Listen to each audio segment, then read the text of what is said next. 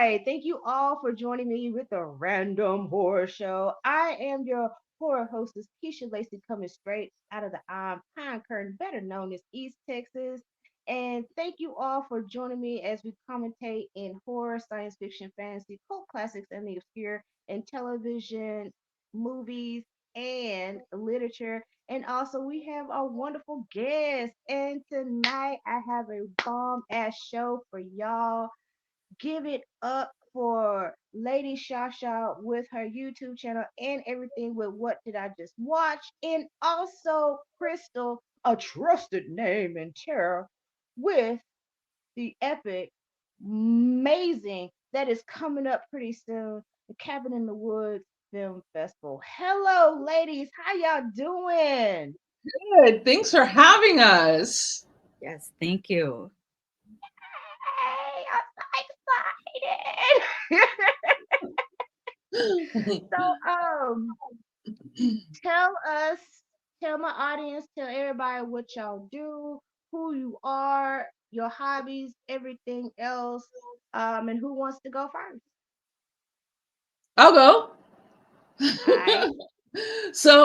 I am Crystal Connor, a trusted name in terror, and how I got that tag name is, I am an award-winning, best-selling Bram Stoker nominee horror author, and I also review horror films for my channel, live action reviews with Crystal Connor. And one day on Facebook, someone asked me about a movie, and I recommended them something else. And so another person was like, we can always go to Crystal because she's a trusted name in terror. And that's how that tagline became a tagline, and it stuck with me ever since.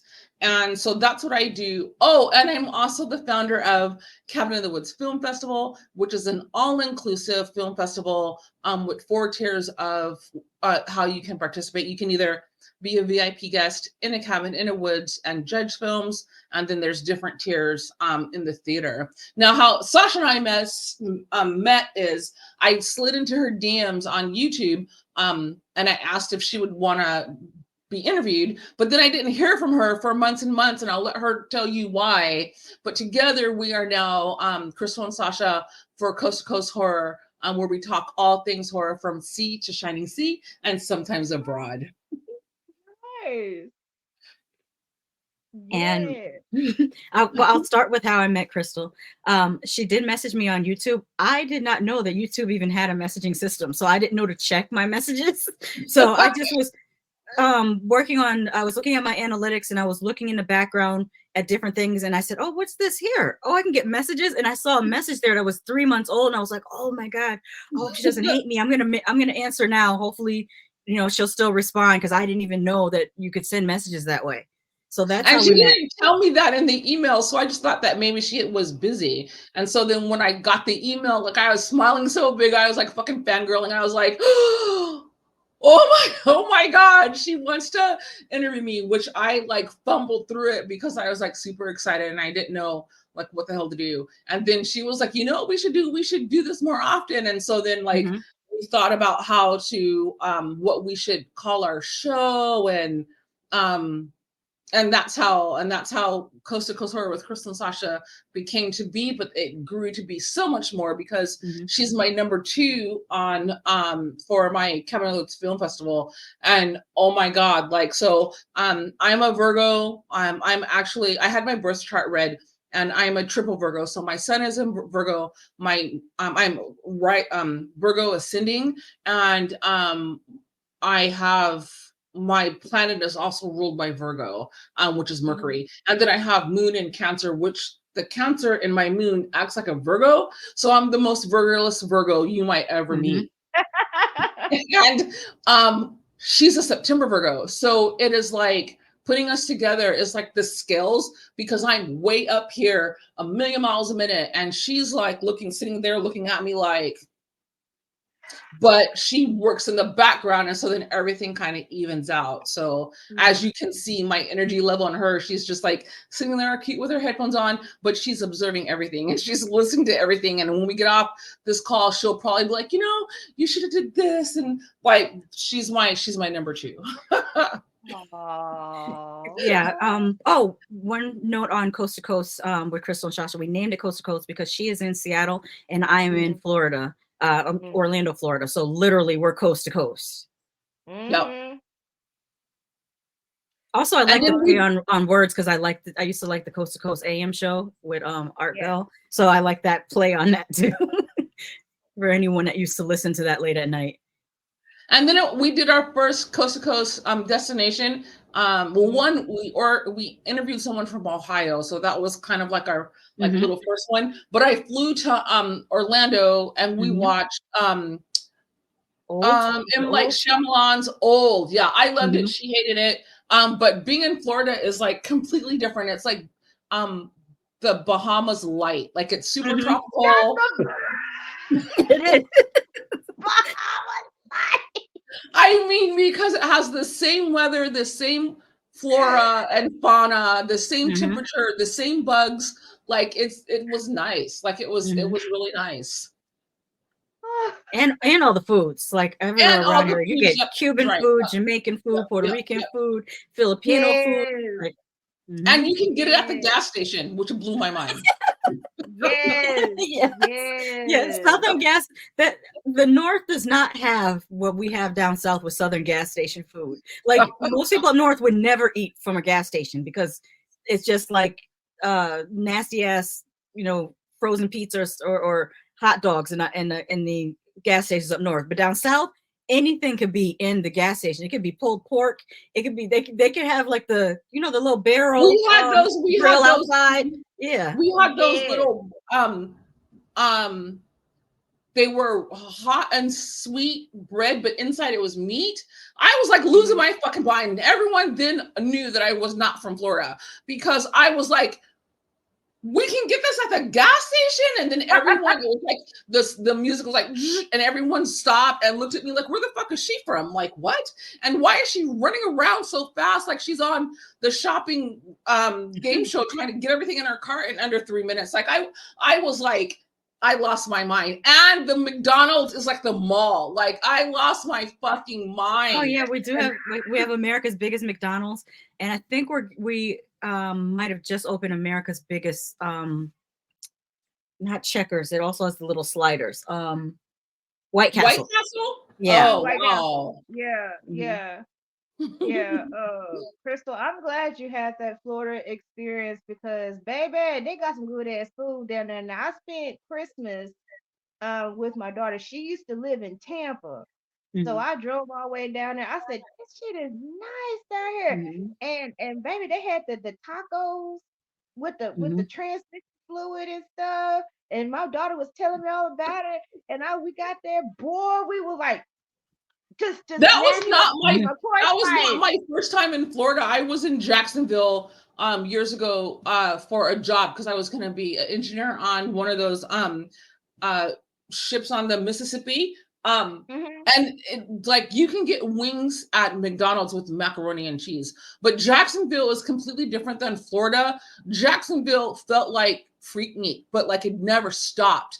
And like they're super into their football because like I got off the plane and it was a sea of red, right? And I was like, what's happening? Like, why is everyone in uniform? And then like when I got my rental car, then I noticed that it was a game weekend because everyone was flying their football flags. The Cardinal, no. I'm horrible. Jaguars? I'm not the whatever the foot. I don't know. I don't follow football anyway. Yeah, The Buccaneers. I think it's the Buccaneers. No. Jaguars? Well, anyway, don't quote me, you guys, but whoever plays for Florida and their flag is burgundy red. I'm gonna look. Yeah, Orlando has a different It's feel like the than Jacksonville. something. Yeah, I think it's the Buccaneers. I thought that was Tampa. Is it? Tampa Bay Buccaneers because I know. So then with Jacksonville, that would be their Jacksonville's team. the Jaguars, I think. It's the Jacksonville Jaguars. Yeah, I don't know sorry, guys. Yeah, I think they are.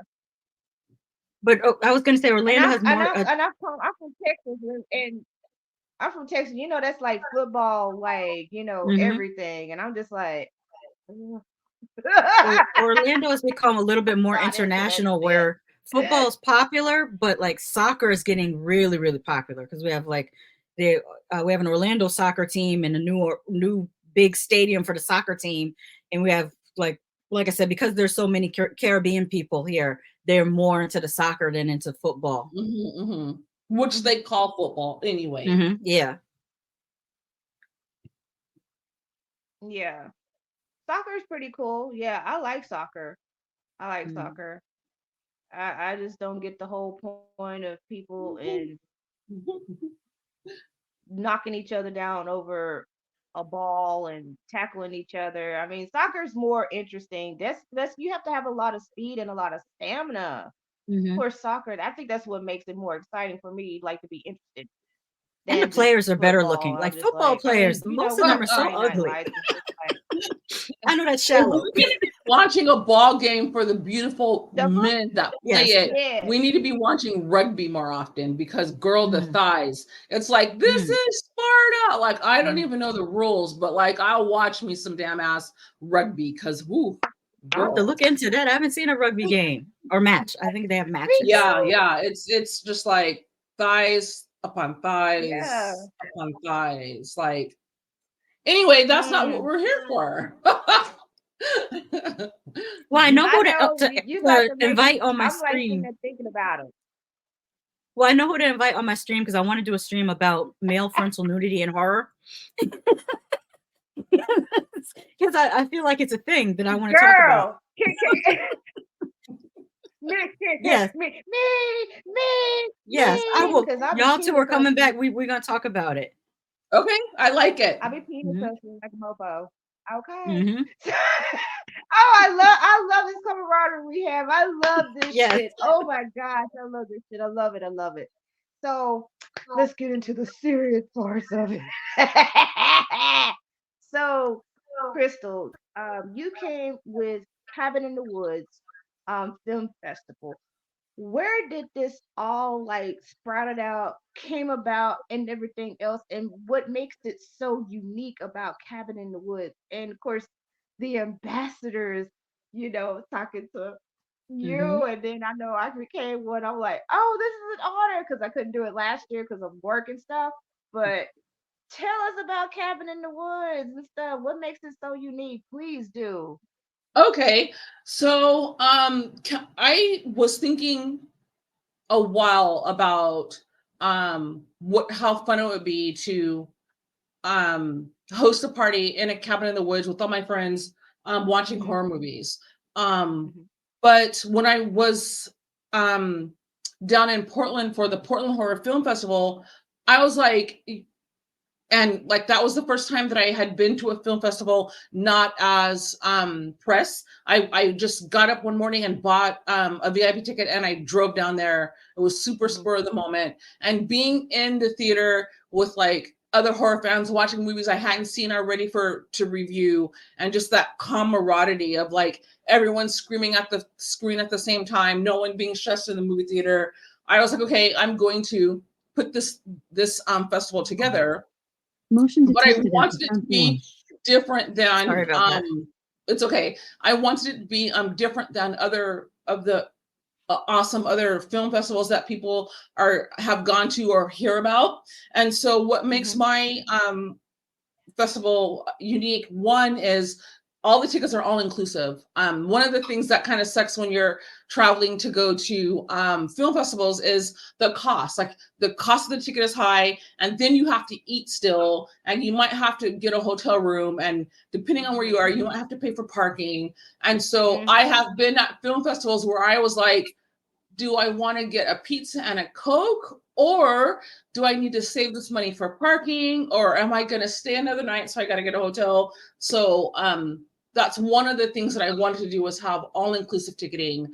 The biggest feature that's different than most film festivals is the VIP experience. So as a VIP guest, you spend 3 days and 2 nights in a cabin in the woods, and your job is to judge all of the officially selected films that have been selected for the festival. And while you're at the cabin, there's other horror stuff that you can do in the cabin. So I've created a whole horror-filled film festival retreat for the cabin in the woods for the cabin guest. And then in the theater, there are four, no, one, two, yeah, four different tiers of ticketing. So black, if you hold a black ticket in the theater, that's just under VIP. And what you Mhm. get with that ticket, you get brunch, you get a gala dinner, you get high-end swag bags, and of course access to all screenings. The next tier under that is the platinum ticket, and you get everything except breakfast, and your swag bag is high end, not luxury. And so the tier after that is gold. And so if you get gold plus, you get a gourmet to go box. So we're in Seattle, and the theater sits right up underneath the space needle, right up underneath it. So during Mhm. like that dinner break, you can go out and you can like eat your lunch under the space needle, or like just lounge around the convention center until it's time for that second block of films. And then if you're just gold standard, you get two concession checks. So you get the first check is for a large popcorn, a drink, and a Coke. And Mhm. then the second ticket is for a small Coke, a small popcorn, or a small Coke and a candy. So Okay. yeah, that's what makes it different. Okay. Okay. So like the inner active part, so people Oh, actually and I forgot, we also have say, a yes, virtual, we also have a virtual side as well. So there you go. a lot of film festivals, when you have a virtual screening, you are Mhm. watching the same movies that you're watching in the theater. On my virtual side, Count on the Web, the people who are attending virtually Mhm. are watching completely different movies than what's being shown in the theater, and it's still a festival vibe, right? So there's a social wall where everyone checks in, which is kind of like a lobby. And last year it was kind of off the chain. If you go back and you see everything that was going on our social wall, there's games, there's discussions. Like it's just it's a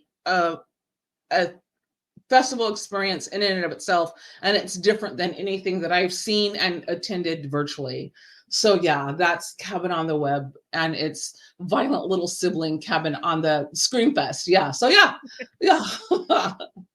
I think one of the Yeah. most interesting things about Cabin on the Web, is something Uh-huh. Crystal had discussed with me about how some filmmakers at first were a little bit weary of debuting their films on the web because they couldn't see the audience reaction. Well, with Right. Crystal's festival, you can see the audience reaction. There's an actual audience reaction wall Cool. where people they can tweet using the cabin in the cabin on the web hashtag, and it'll automatically publish to the community wall so they can see how people are reacting to their movies in real time. And then we also recorded the Zoom. So Mhm. you can like there's it's very interactive, and then it's recorded so that the filmmakers who do submit to the virtual programming still gets Mhm. that same reaction of people in the that when filmmakers come to the theater and they're watching everybody gasp and laugh and cry and scream at the parts of their films that they hope that they would do that, the filmmakers who are submitting virtually get that same experience. Mhm. Sweet, sweet. Crystal, now you just knocked it out of the park out of that, especially where you making it as a convenience for people who cannot make it. So you have the virtual one. This is like the special part about Cabin in the Woods is that, like you said, you got to think about parking. What hotel, do I spend a night here? And even with my first time going to Houston for the Houston Horror Film Festival, and it was at a hotel. I didn't even get a chance to like go and see the films that they had because guess what? It's my first time. My social battery went down like within 2.5 hours. So you have people, you give them an advantage of those who love horror, but they go out and everything is like their social battery goes down. They can watch those films. And I think that is so freaking special. And I think that is so genius of what you came up with. Even where you have the VIP, they can go and spend the night, stay at the cabin to judge these films. And I was like, wow, you really doing a damn motherfucking thing right there, girl. You You know, better thank give yourself a you. pat and the clap Mhm. and everything else. You better, we're gonna give you your flowers. Thank Because you.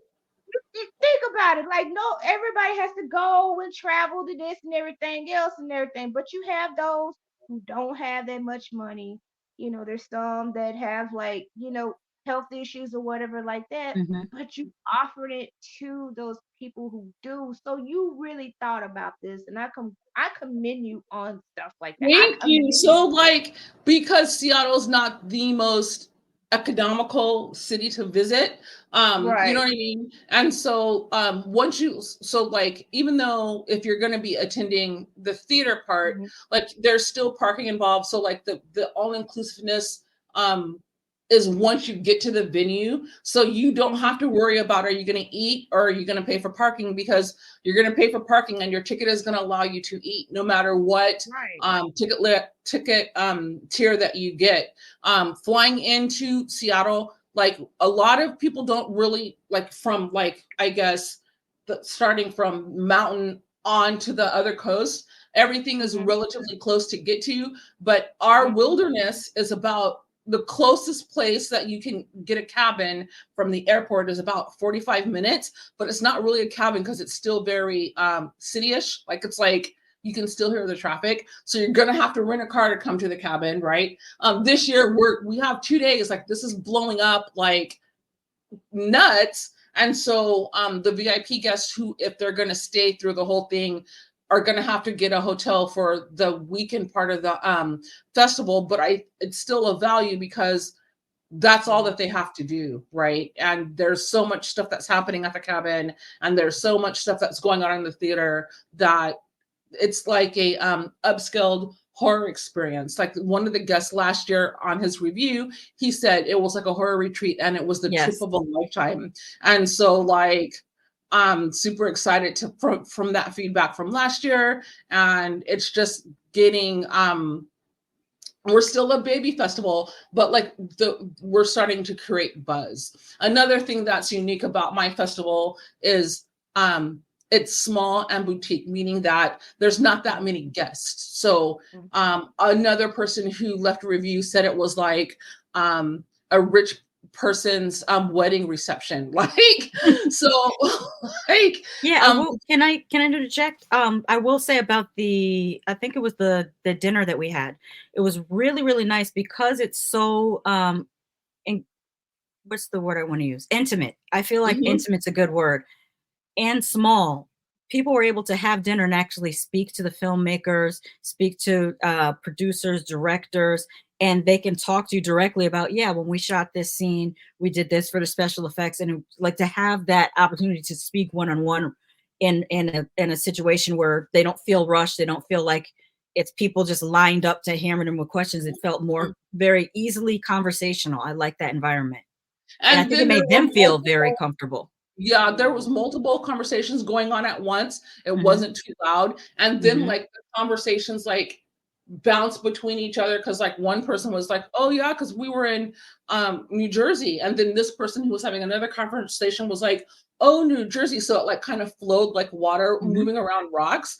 And Hmm. that's another reason why I wanted this venue so small, is because at the bigger festivals, which I love, right, but as a correspondent, being a small content creator, and filmmakers and talent being pressed for time, because, like, like, 1 week is like a whole month of activities is smashed into 1 week. They are selective on who they're going to be interviewing. So, like, people who are, like, for, like, if they're connected to, like, Netflix, if they're connected to Screenbox, like, they're going to go with the larger content creators to get the most bang for their buck, right? Hmm. And as a small creator, sometimes I wasn't always able to interview the film director that I wanted to, or talk to the actress that I wanted to. And then there was this time where I was able to guerrilla interview a film director from Italy. But because everyone in that pub was associated with the festival, a pub that was supposed to only hold like 30 people now has 500 people. People are standing all over you. Beer is being, spilled. People are screaming back and forth across the pub. And so the sound was so bad I couldn't use it. But like for me, for the Cabin in the Woods Film Festival, everyone who comes to my festival will be able to talk to the people they're hoping to talk to, because in the cabin, there's only 10 people, right? It's meant to be intimate and exclusive. And in the theater, it's less than 100 people, because you have this cute small theater with a lot of space to walk around and move. So it feels cozy and festive without being overwhelmed. I think does that kind of like how it was, ShaSha? Mm-hmm. And I would say a note about the cabin. The idea, Crystal's concept originally started as a content cabin, where it was just going to be a couple of us YouTubers want to go to the cabin and do content there. And then she thought, well, wouldn't it be cool if we could watch movies, like have like a miniature festival in the cabin? And it grew from there. And what's funny is, even though it's no longer a content cabin, we still ended up making content. Like the scariest. So the scariest. See, I'm having the Scariest Things podcast. One of the gentlemen from the Scariest Things podcast was with us, and he was able to record a podcast at the cabin. He interviewed Crystal there, and I think he might have recorded another podcast after that. Some of the activities that we got to do were really, really great, like hiking. There's one I can't spoil because it's such a cool activity. Like, you just have to experience it. I was going to ask you if we should do that again. Yes, absolutely. Okay. All yes. right. Yeah. Okay. It was a mystery. Yeah. It was a mystery challenge, and you had to kind of solve the mystery in a way, but it also involved art. And I love things that involve art. So it was doing the art while solving the mystery was very relaxing. You didn't feel tense. You didn't feel like, oh my God, I got to solve this. You felt really relaxed and like it was just a fun activity, and you didn't feel like it was competitive in any way. And that's what I liked about it. Another thing that happens at the cabin is the VIP photo shoot. And that was like a blast. Like, that was like such a blast. And I think even though it's not the content cabin, the content is available, right? And it even if someone is just tweeting about it, like the content is being created at the cabin. So and again, it is meant to be relaxing, because we weren't so there's a judging schedule that, because we have to judge these films, but there was downtime, there was other stuff to do. We were down at the we were always at the restaurant on the lake more than we spent at the cabin. It was on an island, so like we found out all the tea from all the higher echelons of the island. Like it was wild. Yeah, we ran into community organizers. We found out that there was a thriving swingers community. Yep. And also, waitress, it was fun. The waitress was like, "We don't know about it." Wink, wink, nudge, nudge. Yeah. I was like, "We're on an island. We know about it, and we don't even live here." She's like, "Right." Like it was crazy. And then everyone was like super excited to have us there. They were like they thought we were like some big production company. Yeah. And even the owner of the home was like, "Do you mind if we could take a picture?" And we were like, "Yep." And ShaSha's like, "Make sure you give them a swag bag." And so we did. And so like it was, and then we met the president of the island, and he's like, "If you need anything, call us." Like they were just like super welcoming, and they heard that we were from Seattle, and then everyone started bending over backwards because they thought that they saw us in the future. They saw how big we were going to be in the future, and we were just starting out. So, and it also felt good just as a Black woman and a woman of color to be received that way, because you always sometimes have that okay, if I go to this place I haven't been before, how are they going to receive me? How are they going to treat me? And it was really beautiful seeing how open they were. As a matter of fact, they even had in their little gift shop, mind you, this is a little island. It's a little island you have to take a ferry to. Go into the little in the gift shop, and also in the little breakfast. They had a little breakfast restaurant that only was open until like maybe 1 o'clock. Next to the restaurant, next to the gas station. Yeah. They had a little corner in both places, African-American authors, and had the books sitting there. And I was like, oh, because they were on there. Those are the authors that live on the island. Yeah, they live on the island. Yeah, these are like the whole island. So first of all, you're on an island, so you're surrounded by water, but in the middle of the island is also a lake. It was so beautiful. So beautiful. Oh, but if anybody wants to jump see, on there's a plane right now and get to this yeah. island. This If you sounds guys like want a to, dream vacation for me. if you guys want to see, I put both of us put up a lot of footage from last year's festival on the Cabin in the Woods Festival TikTok, on the Cabin in the Woods Film Festival Instagram, and on our individual Instagrams and TikToks and everything. So you can see like what the island looked like. There's some footage from the actual events of the people mingling. The only thing we didn't put up was the actual, anything from the films, because that has to be, yeah. And then like I liked that some people, because like I have people like emailing me because they're waiting for the tickets to go on sale. They're like, what is the dress code? And like that kind of like makes me kind of feel happy, because like, remember the team from the movie where the guy killed his friend and ate him on the beach? Food poisoning, or food, I don't know what the name of the movie was, but that whole production team showed up dressed. Yes, they had black gowns, black suits. They came like we are here. I loved it. It was, and we were dressed up too, but like there were other people who were like semi dressed up, and so like people are like, what do we wear, right? And so like as you are, but like I remember one filmmaker was like, he said, and I'm like, it's not the perfect quote because I'm not quoting him. I'm just kind of like remembering some of the stuff that he said. And he said, he left a review and he said, the Cabin in the Woods Film Festival is filling a gap, and it is the perfect festival on the way to the Oscars or the Cannes Film Festival. So my baby film festival in the Pacific Northwest, upper corner, and that on the United States map is starting to make a name for itself. So I'm super, super excited of the way that we've been received for this festival. And a lot of people don't know, because like just a couple of months ago, I was asking ShaSha, I was like, how did I fucking pull this off? Because normally a festival like this takes like a year to 18 months to put together. From concept to opening day for year one was 8 months. Yeah. Yeah. But again, I'm the most Virgo-less Virgo you'll ever meet. So more Virgo to me. Like I don't even feel like a Virgo anymore. I feel like I'm a half-assed Virgo compared. I got some spreadsheets. I got some reminders on my phone.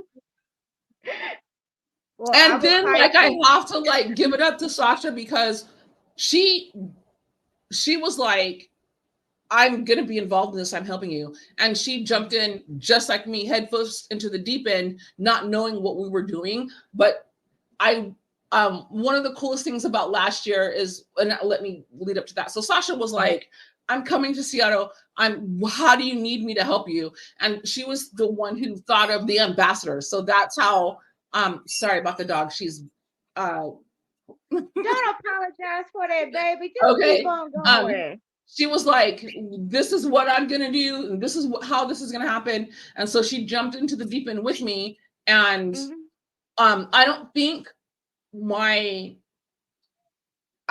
don't think my festival would have been what it was without her, especially the virtual part. And like, she is a fucking ride or die for real. Like, I'm getting all emotional thinking about it. But like, my favorite thing about last year's festival during the award ceremony is when I presented ShaSha her award. And so in between two of the awards, I was like, okay, first I gotta give it, I need to take a break. I'm gonna give the special award. And she didn't even know, even though I said, no, I was so best supporting role for helping me in a film festival. And she's filming, like looking at the audience, seeing who's gonna film it. And then she puts her camera back to me and I was like, ShaSha. And she was like, oh. And so then everyone is like cheering all loud, and she gets her composure and she comes and she gets her award. But because she's a Virgo, she still managed to film it somehow, because you can see it on her IG. Yeah. Yeah, she Oh was my like, so like, goodness. yeah, I think one of another thing that I need to get this year is a videographer so that they can capture those Mhm. moments. So yeah. Mhm. And she was completely surprised. And her award, so my awards look like little campfires, and there's a light on that you can it makes it look like it's a little fire, right? But hers was really Mhm. big, all Yeah. extravagant because of course we're Virgos, and it wouldn't have gotten off the ground. Like she's the one who basically wrangled up the whole team for the virtual side. Like Mhm. it's crazy that I pulled this off, right? And this year, it's even bigger than last year. But Ryan told me it was going to be. He's one of my mentors. And this year, like, so I was afraid. And again, it's not knowing your value, right? I was afraid of how much the tickets were. Mhm. And so there was like a battle between me and him of how much I should charge. And there was a meeting in the middle. But this year he said that if I didn't raise my prices, he wasn't going to mentor me anymore. So like I raised my prices and I still have people waiting, calling me, emailing all the time. They're like, when are the tickets going to go on sale? And I'm like, in May. And it's only going to be 6 fucking weeks because last year, that's like I'm learning on the fly, right? Because I have a catering and I have like the swag bags and this stuff is expensive. And so like I was Right. always having to buy stuff like at last minute because someone else bought a ticket. So this year, the booking window is only 6 weeks. And once that booking window closes, I'll know how many plates I need. I'll know how many swag bags I need. I'll know, Mhm. Mhm. it's just going to be easier that way. The general admission tickets and of course the virtual tickets will stay on sale for the virtual tickets will stay on sale until like the day before the film festival, and then the golden tickets, the standard golden tickets will stay on sale till they're sold out. And so you might even be able to buy them at the door, but if you do it, it'd be $10 more. Mhm. Okay. Okay. Oh my gosh. I am just, like I said, I congratulate y'all. And especially that you, Crystal, put this together. And then, like you said, that Virgo energy. I have a cousin that's like that, like you. And then my grandmother, she's a Virgo too. And I'm a Mhm. Pisces because Yep. I'm like Pisces, like sun rising, but I'm Taurus in my moon. So I'm like earth and water, but then I have like two air parents, uh Libra Mhm. and Gemini. So that's something right there. And also Mhm. got some fire in me from the Aries also. I'm Oh like, yeah, God dang, yeah. I'm kind of all kind of Aries, fucked up right here. Aries will be your best friend, but don't make them mad. But you gonna hear it. Girl, I'm gonna tell you this, my baby daddy, Mhm. he Aries and shit. Mhm. I don't give a shit about him being mad. Don't make me Mhm. mad. Mhm. I Like I they said don't earlier, spoil I only me. have that little bit because my sign is Virgo, my rising is Capricorn. Capricorns are pretty no, it's not Capricorn, it's Sagittarius. I misspoke. No, my rising is Yeah. Sagittarius. So that's probably why I joke a lot or semi a lot. But my moon is in Scorpio, and that's where the temperament can come in when people piss me off. I'll try. I'll Her try. temperament My like worked sister. perfectly with mine because there was a crisis on our because it was the first year festival, right? So there was a Mhm. crisis. Once the fest, so the theater programming and the virtual programming started at the same time. But we did not have any virtual content for like almost an hour. So I was on upstairs at the VIP lounge area, and Sasha came upstairs all smiling, posing for pictures. And when we made eye contact, I knew something was fucking wrong. And she walks right up to me with her smile. She grabs my arm. She pulls me aside. She's like, "We have no virtual content."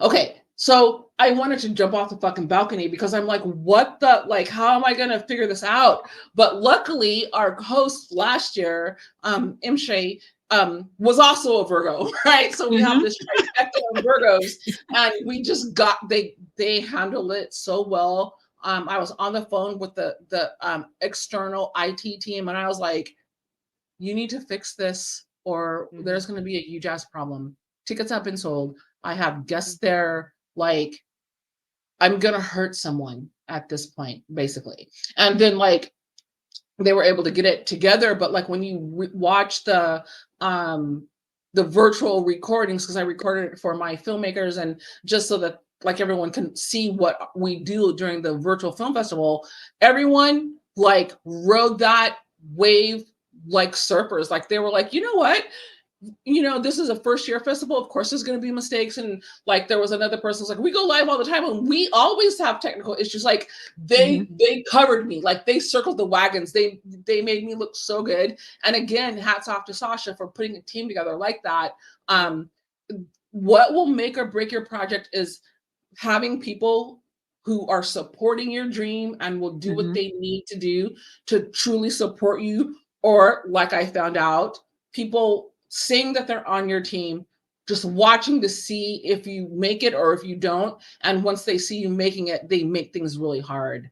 Like if you guys knew the things that happened leading up to me picking up ShaSha from the airport and having VIP guests fly in, drive into Washington State, it's amazing. I have no idea how I pulled that off.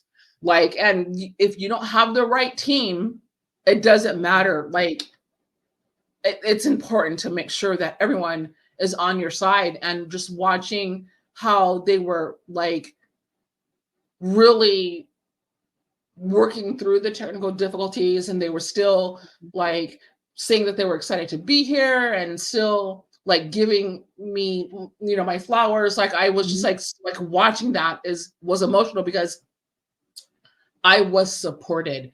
Let me tell you guys, I was fucking supported. And again, it's because of ShaSha, and she's the one who pulled that team together. And like when we were having technical difficulties, they circled the wagons. Like no one threw me under. Like it was just, it's incredible. Well, This whole team they have is incredible. I specifically chose people that had a background with at least some live streaming. And people who live stream, they run into technical issues all the time. So they know how to kind of work through that. And also I selected people who are very consistent with their work on their channels, that really have a love of horror and also have a mind for inclusiveness. I made sure that our team are people that they're going to make everyone feel welcome. They're going to also have a good time, and they're going to be knowledgeable about horror. And I just think we have one of the best teams. Like I myself am so happy to have even met these people, and it's all through YouTube mostly. A few I met through Instagram, but most through YouTube. And then the fact that they were so excited about the concept, like they were like, what? You know what I mean? And so our team started out this big, but then it got a little bit smaller. But the team that we have now, because there's always going to be people who are going to be like, okay, this is too much. This is way too much energy. And I've been told that I can be overwhelming at times. So like, I get that. But like the people who are still here, the ambassadors that are still here, you are an ambassador, you're new to our team. Like you fit in perfectly already. Like yes, it's it really is the team that you have around you. Like because like the festival that I put on, it's a big deal. Even a small festival without like all the bells and whistles and everything that's going on my festival, it's hard, right? And so like I jumped in this industry and wanted to do the most right out of the gate, and the only reason I was able to do that is because the team that I have behind me.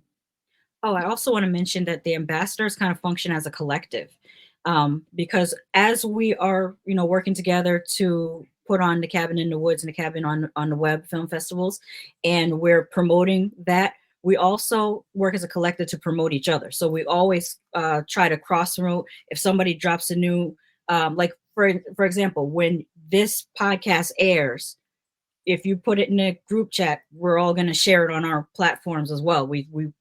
We are trying to all grow together. So I think it's a really, really good method to keep people like really, really activated in the process as well. Yeah, yeah. And especially with the ambassadors part. Now, you reached out to me last year and you was telling me about Cabin in the Woods. And like I said, I was working. And of course, I'm not. But anyways, moving on.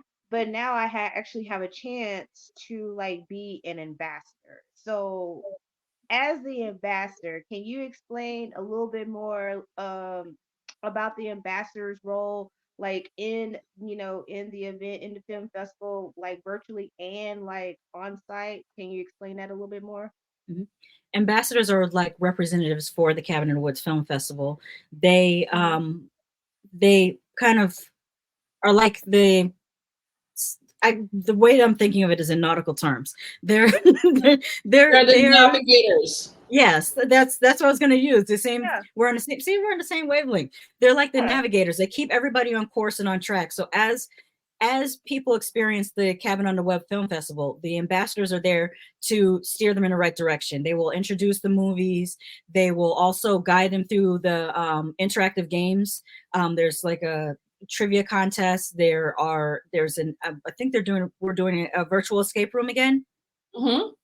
And they'll also be there to moderate some of the comments, because although last year we didn't have any problem with comment moderation, the audience we attract seems to be really, really up and up. And like I said, they are there to pretty much guide the people who are coming to the festival through it. Mm-hmm. And another thing that the ambassadors are going to be doing this year is so again, it was my first festival, and the virtual side seemed a little rushed because I didn't realize that I can have all the time in the world, right? So there's like going to be block parties.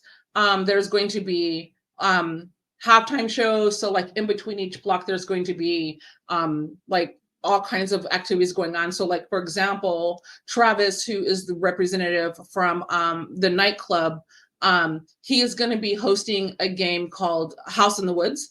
And basically, he's going to be playing this game. Well, I changed it.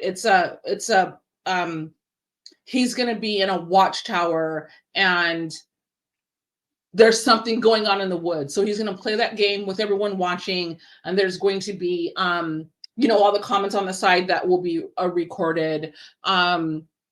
DeRay from Rainbow Fright is going to be the host of Feuding Families. And so that's basically, it's Feuding Families because I don't want any, I don't want to get in trouble for copyright, but basically it is that same game that's famous on TV, and the families are the Sawyers and the Jupiters. And so the Jupiters are the family from the Cabin in the Woods. The Sawyers, of course, is Chainsaw, Leatherface, that family. No.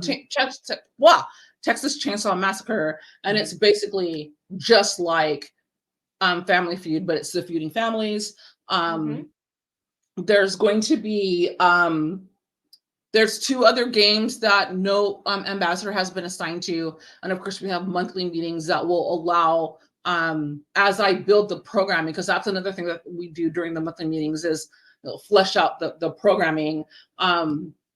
There's going to be like two other ambassadors that will be leading games.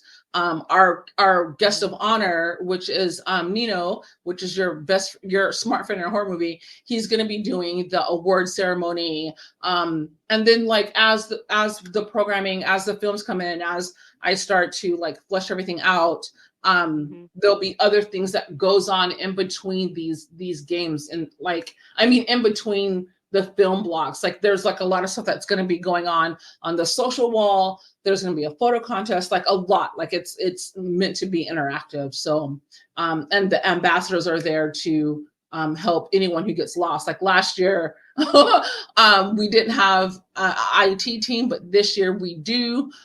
Super excited to have him as but like Frank is going to be the IT person, both for guests attending the festival and ambassadors who might get in trouble because it's technical. Like we just don't know could happen, and so we have a dedicated tech guy for that. So things should be. Go ahead. Can I mention the other special guest that we just got? Yes. We just got director Jose Prendes, whose last film just premiered is The Exorcist. That was just it was in movies. I think it was in movies in December, and then now it's available on Amazon Prime for rental. And we got T.I. Durden. Well, it's TTFT show, but it's Durden and Torain, who are the two, they're directors, writers, and Torain also acts in the movies. They released a Their movie called content is so yeah, fun. they their personalities, both Jose's personality and their personalities are way up here. I love it. And they had a film called I'm Gonna Kill Somebody next Friday. And it's funny how I met them because on my channel I usually do horror, thriller, sometimes sci-fi reviews. And I received an email and the the subject line said, I'm gonna kill someone next Friday. And I said, "Oh my god, what is this?" And it was an invitation to screen their film and review it because they're very small independent filmmakers. This was back in 2017, I want to say, either 2017 or 2018. And so I reviewed their film, and then they asked to interview me because I pretty much roasted their film. And they were like, you were the only person that was like completely honest with us about how you felt about the film. So we just wanted to interview you. And I just thought, what an interesting way to meet people. And also, I love that they didn't take themselves too seriously and they can also handle criticism. So that was really, really cool. Good, good, good, good, good. But yeah, their personalities, they're like, I call them, I've never said this in front of them, but I call them brothers from another mother because they are very much like brothers. Like they're friends, but they're so close, they're like brothers. I'm in love with their content too. Like I'm just like soaking it up like the sun. Yeah. Oh, So very cool. again, that's what ShaSha does. Like she, even though she is like I would say the chairman for the ambassadors, she's also very much involved in the theater, the in-person experiences as well. So yeah. Cool, cool, cool. Well, ladies, I have another question for y'all and everything. Um, what does horror mean to y'all? And before you answer that, I'm gonna like bust it out like this. You know, we all in the horror, we horror content creators, and we're women, and we're black, and Mm-hmm. you know, motherfuckers always want to one up and everything. How you know about horror? You black, and they want to put us in the box. Oh, they want to try to And I gatekeep. Oh yeah, they be gatekeeping like a motherfucker and everything. And I actually interviewed pretty much I probably gonna mispronounce her name. Ivan Treese Littles. And there's been a lot of women that I interviewed from different ethnic backgrounds. Mm-hmm. And they both we have the same running problem. Mm-hmm. How people perceive us because we're women and we do horror content, and then they want to like sit there and like, oh, you know horror, then what is this and everything else. So I know y'all get that a lot, and I do. How you handle that, and what does horror mean to y'all Well, in y'all perspective? horror means life to me because like my first thought when you ask me that is I'm not new to this, I'm true to this. I grew up on horror. Right. And I Right. grew up on horror through my mother, who my mother took me to the movies to see like my early, I'm telling you, I am the same age Carol Ann was in Poltergeist, and I was sitting in the drive-in watching Poltergeist in the footy pajamas, watching her get stuck in the closet in her footy pajamas. And my mother's mother, her thing is Dark Shadows, Hammer, House of Horror, all of that. Her mother is my great grandmother. We're going back 3 generations. She went to the movies to see the original Dracula, Frankenstein, Creature from the Black Lagoon, all of that. So it's like generational. We've been in this horror thing. Mhm. Mhm. I'm pretty And Yeah. much go ahead, babe. oh, I was just gonna say, and horror is not new to Black people. One of the earliest films that I reviewed on my channel are 2 Black horror films, one from 1942 and one from 1944. The son The of Ngagi or Ngigi. I yeah. think in the movie they say Ngigi, but it's spelled with an A. And the other one Yeah. was Lucky's Ghost. Yep. Yeah, you know what? You I put me on think that that the plug son of of a that, and Gigi I is like remember you sent me the link to links to those two, and I Mm-hmm. watched them. Now, then Gage and everything, I was like sitting there cracking up. But the Lucky one, the Lucky Ghost Mm-hmm. and stuff, now I fell out laughing. It was like Mm-hmm. more of that Southern Gothic horror and everything. I said, I Mm-hmm. can see like half my dead relatives that's up the street from me doing some shit like that. Mm-hmm. And I think I don't think I said this on a stream before, but in Son of Gigi, there's a character that jumps out the window. And I always think of that character when I see Night of the Demons, and that boy jumps out the window. I'm like, is that a reference to that movie? Which is Right. kind of There's, sci-fi. I think Crystal was going to say it's kind of a sci-fi more so even than yeah, horror. I was going to say that was like the dawn of Black sci-fi in cinema was the Son of a Gigi, yeah. Because the occult and science are basically it's the same. I believe that it's the same, two different sides of the same coin, right? So and like what horror means to me, again, it's a life, it's a lifestyle, like it's like who I am from like the very core of me. I've been watching horror for as long as I can remember. I've been telling horror stories for as long as I can remember too. I remember when I had my launch party for The Darkness, which was my first book published in 2010, and there was this huge party. There was a bunch of special guests. My mom was there, and I remember my mom being asked, like, when did you know that your daughter was going to like turn out like this? And my mom was like, ever since she learned how to tell a lie. And then everyone was like, oh, but then she explained it. She was like, she had whole cast of characters and a whole like backstory of why this happened and who did it. And it was not like an ordinary lie, like, no, I didn't eat the cookie, even though there's like cookie crumbs all over my mouth. It was like, it was an entire story. And she was saying that her and my dad were so enthralled in me like spinning this tale of espionage and intrigue that they knew that storytelling would somehow be a part of who I was. And one of the other people was like, that's amazing that you didn't get it. She didn't get in trouble for lying, that you let her allow her imagination to bloom. And my mom's like, oh no, she did get in trouble for like lying, but we didn't say, you know, don't like it. I don't remember how she said it, but she did say that I did get in trouble for lying, but the storytelling was allowed to flourish. And then once everyone started going to slumber parties, I was the one invited every single time because I told the scariest campfire stories. And so I'd be asleep. I would tell a story and I'd be asleep and everybody else would be awake, you know, holding their like blankets with their flashlights, looking at the window with the tree, like scratching against the glass. And so, and I always thought it was like kind of like a hobby.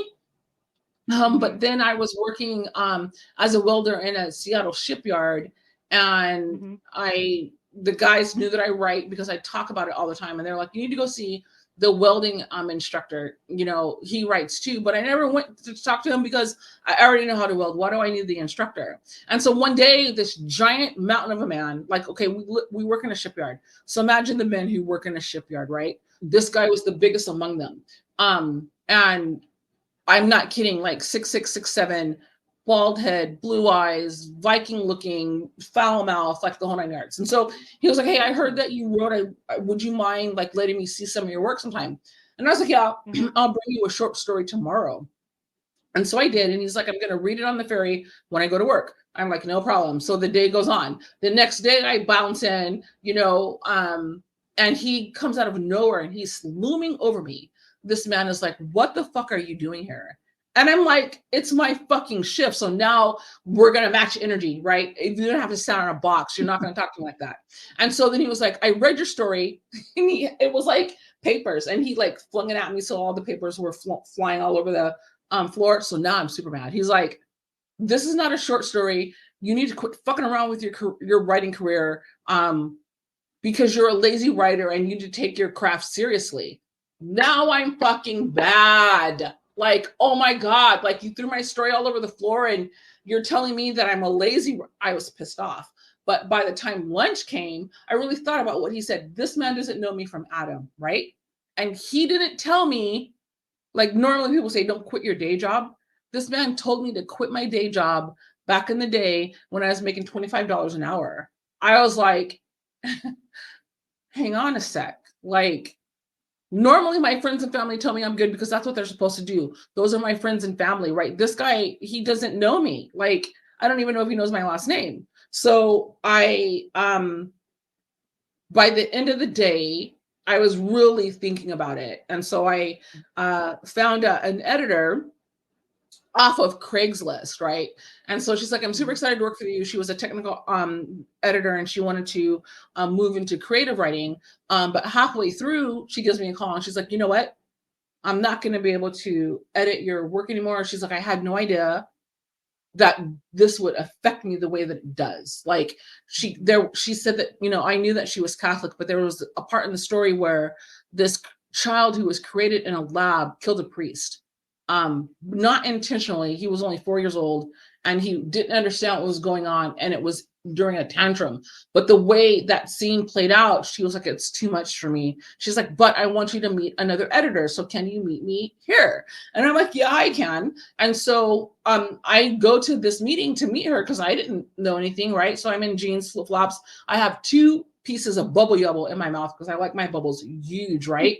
And so my ass in jeans and a t-shirt, flip flops, a mouthful of gum, walked into a business meeting. So this woman that she wanted me to meet was an editor, and her mom and her dad owned the company. So imagine, if Mhm. you will, this Mhm. black girl with long ass braids to her fucking waist, bubblegum in her mouth, walks in, and you see this white woman with a steel bun on her head, the pearls, Mhm. the lipstick, two people sitting on the side of her, and my manuscript in front of each person, right? So like I'm Mhm. like, what the fuck? And so she asked me, she's like, do you know how the story ends? Because I'm done with it. And I was like, not only do I know how the story ends, I've already started writing book two. And she's like, Mhm. we know now that you're worth the investment. We'll get our money back from you. And so then she slid across the table a contract, and it was a book contract. And I was like, what? And so I signed it, like, but it was my first time. But anyway, I signed it and I left it out of there and called my mom and I was like, I just signed a book contract. She was not surprised. She's like, oh, that's awesome. Hey, like, I'm making your favorite meal. Do you want extra potatoes? And I was like, Mhm. what? And so then I called my bestie and told her, and she was like, it's about time. Like, why did it take you so long? Nobody was stunned except for me. So it's always been a part of me. It's now like 16 books later, and I'm working on a book now called The Cabins, which is going to be a companion piece to the festival. Of course, the stories don't have anything to do with what's going on in the films, Mhm. but it's going to, as if I don't have enough on my plate. If everything works right, if I stay on the trajectory that I'm at, this book will launch on August 20th, which is the day my festival opens. So, The Cabins, watch out for that as well.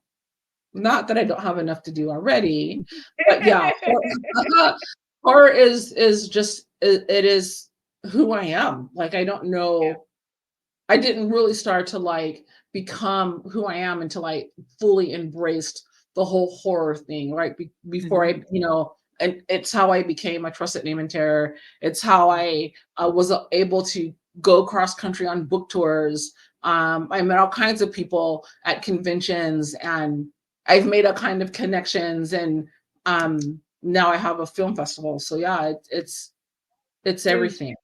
do you remember a time when you felt more like you had to hide it? Because I remember specifically being in high school and I went to a convention and I came to school on Monday and completely lied. Oh, what'd you do this weekend? Nothing. I just stayed home. Because you didn't say, "Oh, I went to a Star Trek Next Generation convention with my mother." Like that was not cool in the 90s. You didn't say that. Well, You took like that serious. You no. would have been cool with me in the 90s. Yeah. Like, you would have been cool with me and my Mhm. mom because Mhm. my mom introduced science fiction to me. Yeah. My aunt, she introduced horror to me because she was Mhm. like, she grew up in the 80s, she was in high school. So that was Mhm. that let's run to town, let's go to a mom and pop video store and get Mhm. a horror movie every Friday night. We're gonna pop some popcorn and everything else. Mhm. That's And I that's what lived we used to and we do. lived up the street from a cemetery. So Mhm. I'm gonna tell you the first story that I talked about. I seen Christine, and Christine is one of my favorite movies. And I was Mhm. in kindergarten around 83. So we had show and tell. I didn't have nothing to show, but I sure did tell about Christine. I didn't get in Mhm. trouble for it. Mhm. And my aunt, she's actually named after Angelique from Dark Shadows.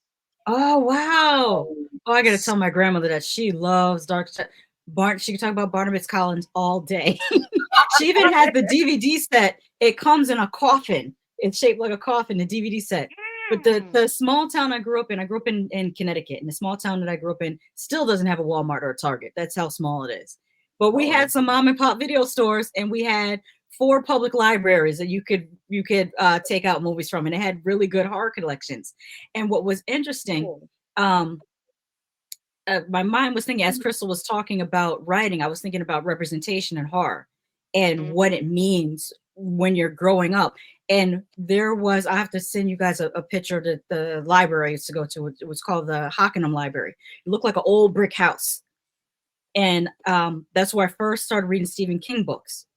And the first, I think probably the first in literary form Black character I saw in a horror book was the Mike Hanlon character in Stephen King's It. And I mean, it might not be a big deal to people, but it meant a lot it to was. me. It That was. him Yeah, reading about it that is. little boy having these experiences that he was having. And then also there's 3 actresses that stick out in my mind that made me feel like, okay, Black women can be in horror, and we make it special when we do be in horror. Number 1, Grace Jones in Vamp. Like there's Yep. something about her portrayal of a vampire. Yep. Number 2, Goretta in Demons. the beautiful lady puts the mask on and scratches her cheek, yes. and then she becomes that's Goretta, who is very Yes. accomplished, by the way. She has some filmmaking awards of her own, I think, as a producer, but I could be mistaken. And Kelly Jo Minter. And I loved her because she never died in a horror movie.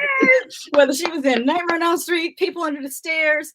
She had a little tiny blink and you miss her in a Lost Boys. She was the hostess in the store, but they cut her scenes. She was supposed to have a bigger role than that. Wow, But I she didn't never know died that. in no horror movie she was ever in. For I me, didn't know like it was she the was in Lost sci-fi Boys. part. Like, so do you guys remember? I think it might have been Tales from the Crypt, or so. It was a beautiful Black woman who came to Earth, but she was a gargoyle. Like, and she told her husband never ever tell the secret. That was Tales from the Dark Side. That was Dark Side. That was Ray Ray Dawn. Yes, Ray Dawn and James Remar. Ray Dawn and You James promised you'd Remar. never tell. You and even her babies turned into gargoyles. It was so sad. And then the next one was Angela Bassett in the sci-fi movie Critters 4. What? No, I think she's gonna say Strange Days.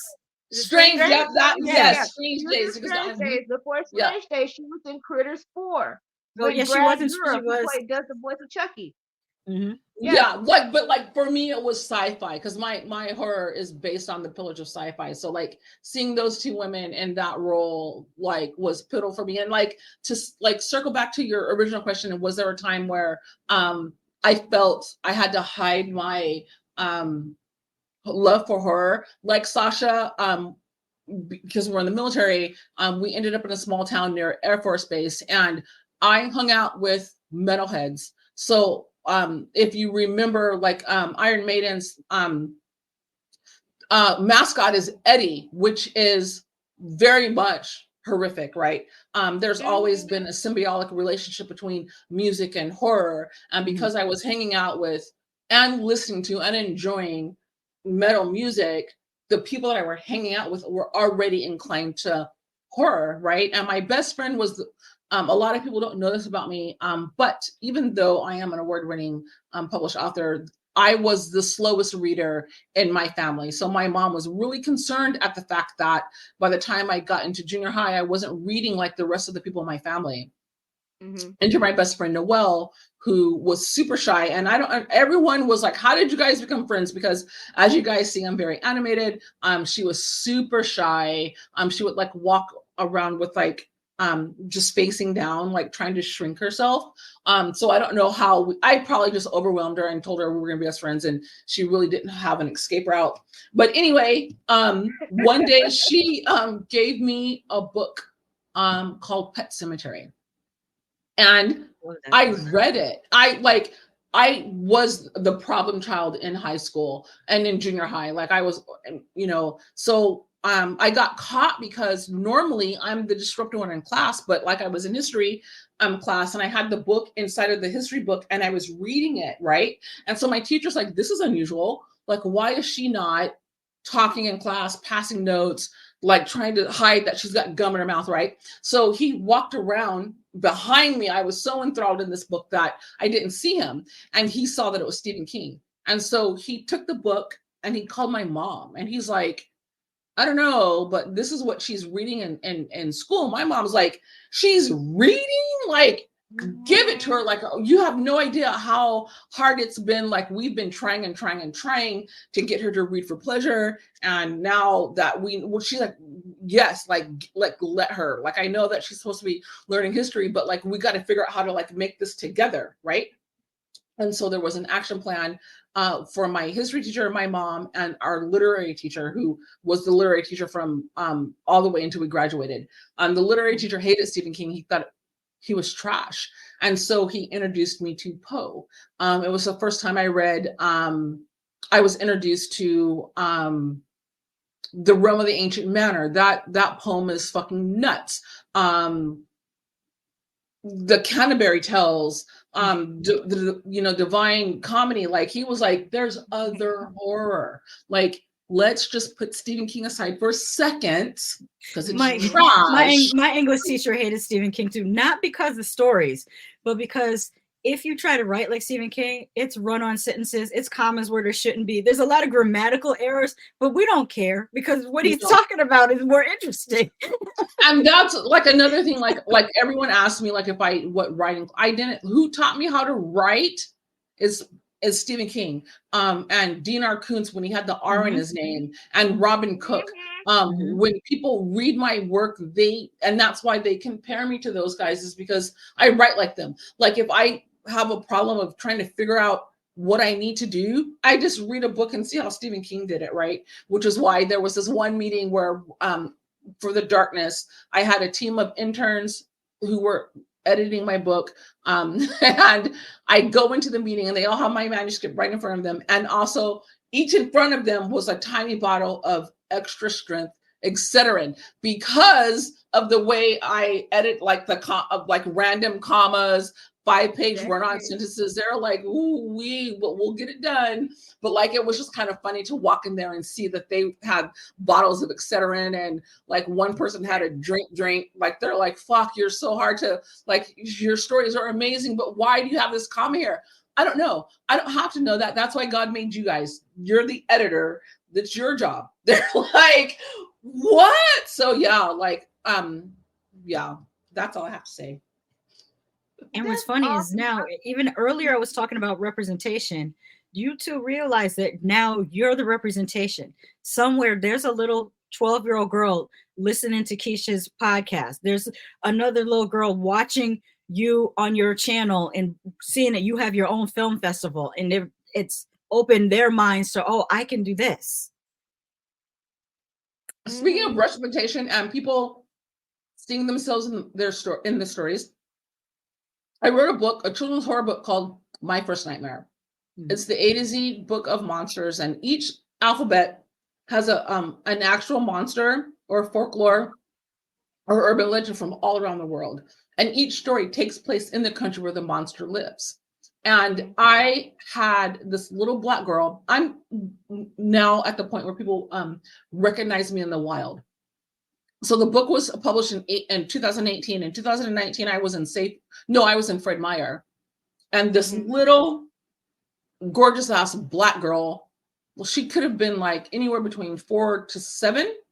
She like slammed into me and wrapped her arms around my thigh, but she ran into me so much, I felt like I got hit by a linebacker, right? And I'm like, holy hell. And she was like, thank you for writing the horror story for me. Like, thank you for writing my horror book. And she was telling me that, the word she used when I went home and looked it up, it was the Russian name for grandmother. And so her story from Russia is represented in the book. And she was like, she was saying that her grandmother looked me up because she wanted to know how an American woman knew this story. And her mom, I believe her mom was the one who's Black, because in Fred Meyer, the guy that she was with, apparently her dad, was tall, blonde, white. And so he had to be the Russian guy. And so she was just like so excited that like I had written a horror story for her, and this little Black girl, super beautiful, dark skin, like the big giant afro puffs, and she was like so happy. She's like, I just can't believe you wrote me a horror story. And so yeah, representation does matter. Like it super does. Like, and the that story, that book is the hardest book that I've ever written to date in my career, because it's a children's book, but the content, the source material is super dark, right? There's a story about the Wendigo and some very frightening monsters that dwell in the dark that Westerners don't know about. So I wanted to keep it kind of in the gray areas because it is a children's book, but some of the stories had to be dark because that's where monsters dwell. And that's the thing I was so nervous about writing scary stories for children. But then I remembered the story about the woman with the green ribbon around her throat, right? Mm-hmm. And her husband took it off and his head fell off. Like children who are in horror, they're horror kids, right? And so that's who I'm writing for. But now even children of color, like it's the representation is getting better, right? So like I don't know where I was going with that, because I just like, and another thing that like happened for that I apologize for, and I think you might have saw that TikTok, ShaSha. I got a 16-year-old girl who was reading the Spectrum trilogy, and that story is centered around two Black women. One, you just don't know which one is the villain and which one is the hero. And so she sent me this huge email, and she was mad at me because she was saying that I was catering to the white readership, and then only in book 3 did all of the African mythology and the power of the witch come into fruition. And she said that it wasn't fair, that I should have led with that. And the reason, again, for representation, and I explained to her, when I first started writing those books, I didn't know that Africa had a huge mythology of its own. I didn't know that there were African trolls. I didn't know about the Thunderbird. Like I found out as I was researching, as this character was developing, and I was explaining to her, I was like, I just didn't know. But now that I do know, I'm not gonna not express that. It's been expressed in every single thing that I've written since. And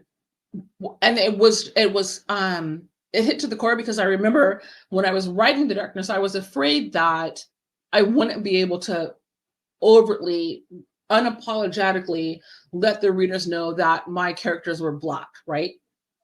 But the universe finds a way. So my Lexus at the time needed brake repair. So my car was in the shop. I was going home on the bus, and on the seat next to me was this book with no jacket cover on it. And I opened it and I read it nonstop for the whole entire weekend. I didn't sleep. My eyes were red. I was tired. I was delirious. But that book was called The Fledging, from Octavia Butler. And that was the very first time I ever read a horror book with a Black woman at the center.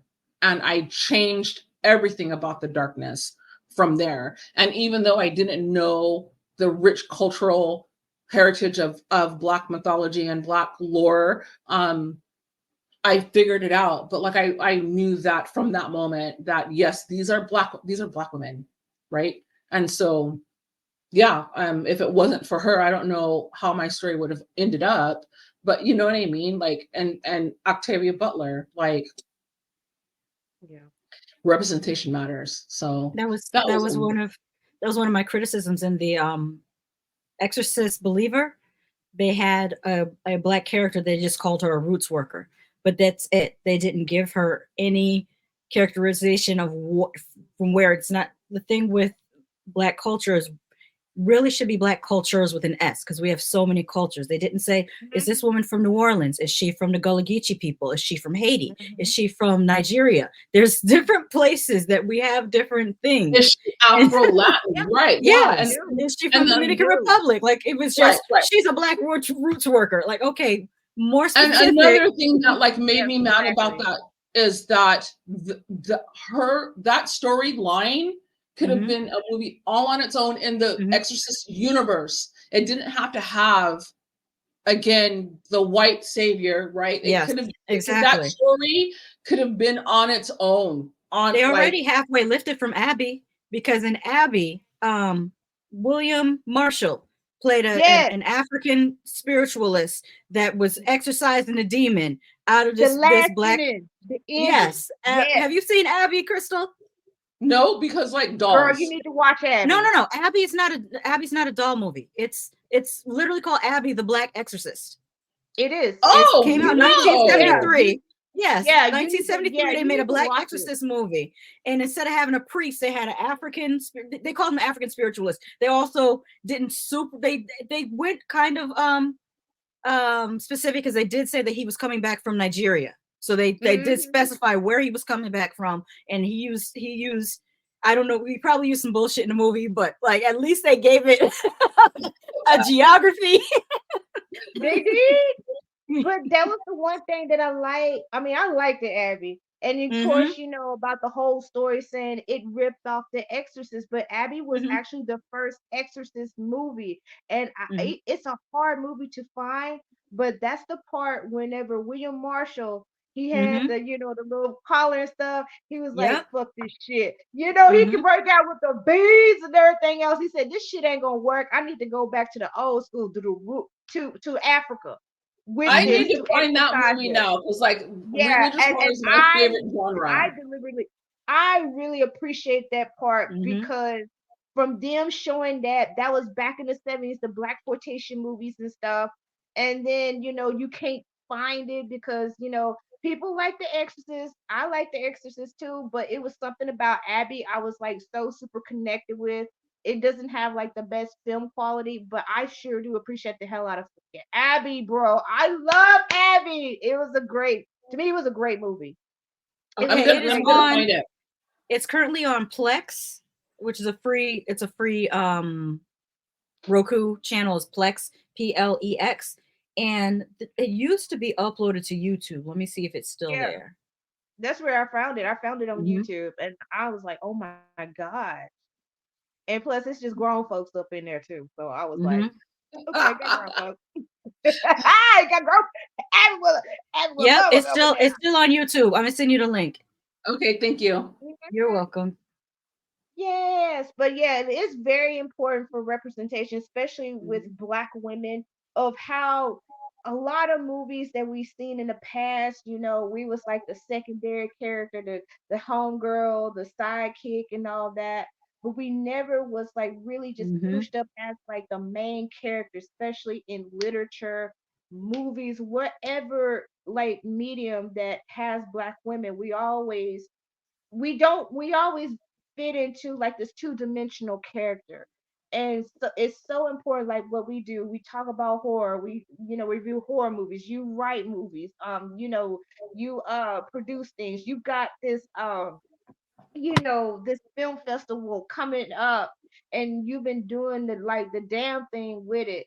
And we just never, like, some people just kind of like think like, oh, what can they do? Are they just good with dramas and stuff? No, bitch, we was like in Star Trek, we was in sci-fi, we're in horror, we're in all everything and stuff. We are not I think like one of the best modern day right. I think one of the best modern day horror movies that represents the Black culture in horror is a film that was directed by Robin Givens. Yes, that Robin Givens, called The Haunted Trail. And basically it's a bunch of Black people getting ready and being on a haunted trail.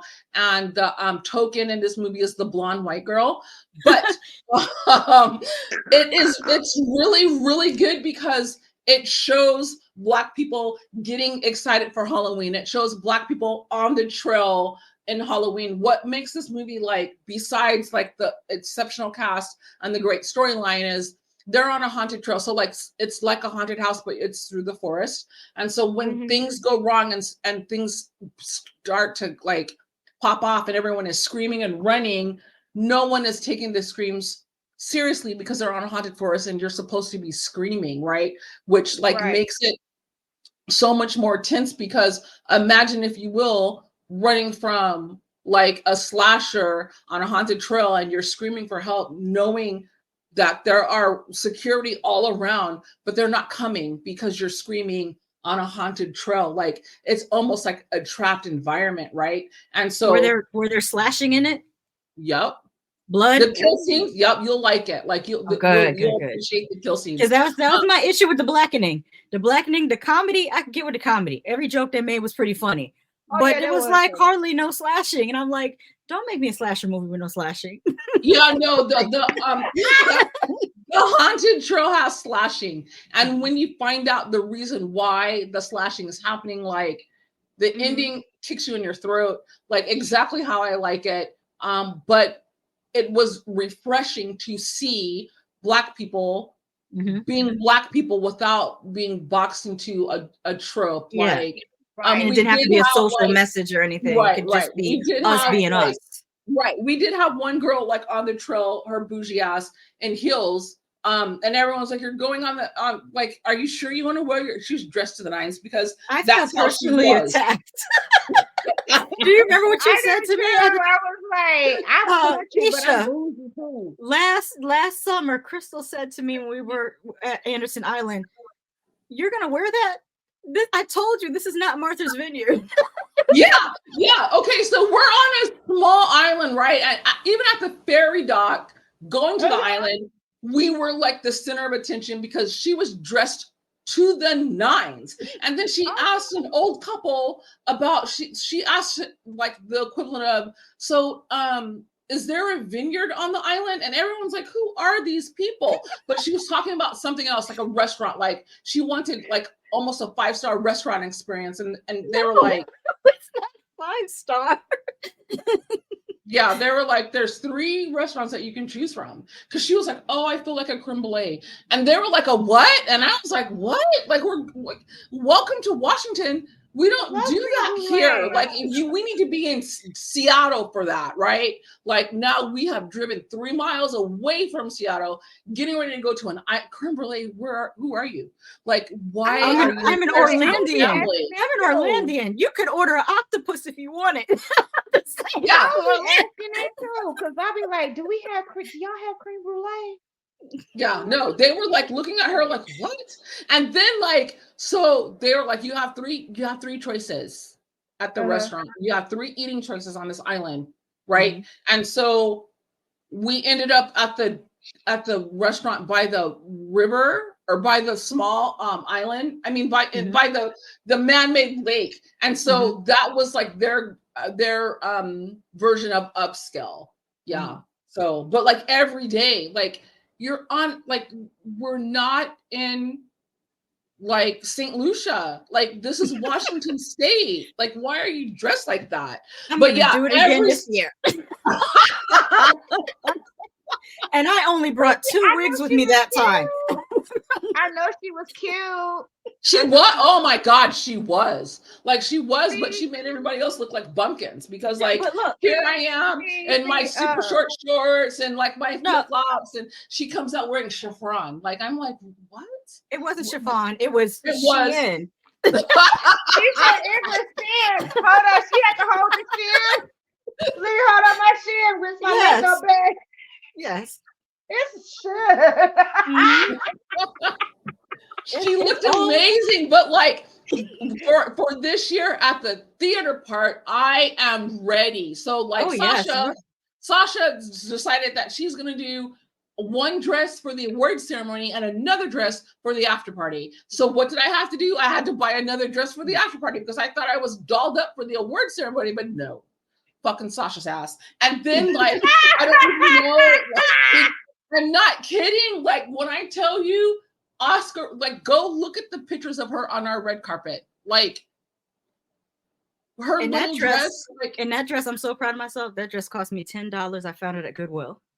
it looks really good. Like Thank you. I know it that's looks real. really good. Mhm. Like it I her know I that's was real. putting my fashion know-how. I mean, my first degree is in fashion design and merchandising. I can't let it completely go to waste. I got to do something with Exactly. it. yeah, Even You though have so I to. don't work in fashion anymore because that Devil Wears Prada shit is so real, and I'm just not that mean of a person. I can't do it. They got to I change think I might change clothes for dinner. their culture. Yeah. Hmm? Mm-hmm. I think I might like change clothes for dinner, but like at the beginning, like so we had to go in and set up, right? So we Hmm. were there a couple hours before breakfast started, and she's sitting up like in her little heels and her like They beige were and cream wedges. I'm not colored. crazy. I had wedges on. See, the wedge you can work more with. But yeah, Yes, like, and yes. I was like in jeans and a t-shirt because I'm used to this. Like, you know what I mean? Like we Mhm. got, and she just did it that way. Well, the thing is, So back in the day when we used to do fashion shows, a lot of times you didn't have time to change. Like if you're presenting as a designer or if you're a host, you don't have time to change. You literally have to come there and what you're going to wear on stage and set up the stage stuff, get the model situated, get the interns that are going to go hand out the swag bags, everything. So you're just used to doing shit in your dress up clothes. And it Yeah, sucks. I hate that there's a way that they could more streamline fashion shows so it's not as hectic, but they just never have in all these years. I think the hectic part is part of the experience, right? Like to work under pressure and like get it all. Hey baby, can you get on your couch for me? And I've had to sew somebody into their dress one time because the zipper broke just real quick. Ooh. Stitch ooh, dress. That's the pressure. I don't miss that pressure at all. But the shows, seeing your stuff go down the runway was really nice to do. And I remember one specific show I did that was gowns, and I loved the audience reaction I got. Like I would send these gowns down, and they would just gasp, and I was like, "Wow, that is awesome! I want to make people gasp." that's And she cool. sure That's did because cool. they were like, "Wow, yeah." So Yeah, you showed me I'm some good prepared this year. work. I'm prepared. Oh well, I'll send you a link. Yeah. Please do. Well, are y'all ready for trivia time? Hmm. Oh boy. Okay. Well, this is our trivia. This is just random trivia and everything. Ain't nothing hard or nothing like that. But thank you for participating. You don't win nothing. I ain't got no swag bags, no nothing like that. But we just having fun with it. But I just want to, I'm gonna test y'all to see if y'all know some of these things and everything. And some of them, they open questions and everything. And some of them silly and stupid. Some of them got some music with it. Some of them two part or whatever like that. So just get ready. Okay. Just be ready. All right. This one is a two-part question. This is the Are we first answering the question. same time, or are you going back and forth? We can go back and forth. Yeah, we can go Yeah, yeah, back and yeah. forth. So, first question. Name, this is two part. Name the talented artist that starred in the 1985 dystopian sci-fi movie with a well-famous actor in it. I know before you finish. She, she all, okay, okay. I'm gonna It's finish. She all, Tina Turner. Tina Turner, Mad Max Beyond the Thunderdome. and what's the name of the song that she put We out and don't need another everything? hero. Girl, yes, yes, That's my girl. yes, yes. You already Another. know NTL. Hmm. Welcome to the, the Thunderdome. Yes. Oh man. Walk to 2 men town. into one man leave. You understand how that made me feel as a child? Like, I Yes, swear, the Gen wonderful, X, we had some of the beautiful best movies to grow up with. I'm sorry. I'm sorry for like I like movies from the 60s. I like movies from the 30s, but movies from the 80s? girl. Gir- Yes. and you know with that with Tina Turner, I have a story and Hmm. stuff about Tina Turner. She came through this area of East Texas, Oh Troop, wow. Texas, which is about 17 minutes away from me. So she was with, Ike during the Ike review, Tina and Ike review. So they out there singing, having a good time at this little honky tonk because this used to be called like the chillin' circuit. That's what they did back in the day. Mhm. Well, one of the residents of Troop, Texas, like grabbed Tina's leg. That always happened. Well, Mhm. anyways, Ike came through. He had the guitar. Bopped him He on hit the that head. dude upside his Ooh. head. And I was like, I done made a motherfucking mistake right here because he don't know these country, East Texas, redneck black people around here, okay? Because people be shooting and everything else. They hide your body and everything, and we don't even know what happened to you. That was back in the 50s and the 60s. Mhm. So they came back with some reinforcements and they had to dip Mhm. real I quick believe it. because they was getting ready to kill Ike It Turner. was their fault. Keep your hands off. Like, oh my Mhm. God. Yeah, they were there. They was really ready to fuck up Ike Turner. And I was like, they still crazy as hell. My grandma is from Troop, half my family. I was like, yeah, I used to live there. I was like, it is like a town under it's like 1,000 people. They got 3 liquor Mhm. stores. I'm like, what is this? Lord of the Rings? One that has like the best liquor store that rule them all. A lot of drugs. I was like, they ain't nobody here. Y'all got 3 liquor stores and y'all got a bunch of drugs. They ain't And got shit there. probably That's all they someone can making do. moonshine. Nobody don't know how to make no damn moonshine there. They too fucked up and drunk and everything. Ain't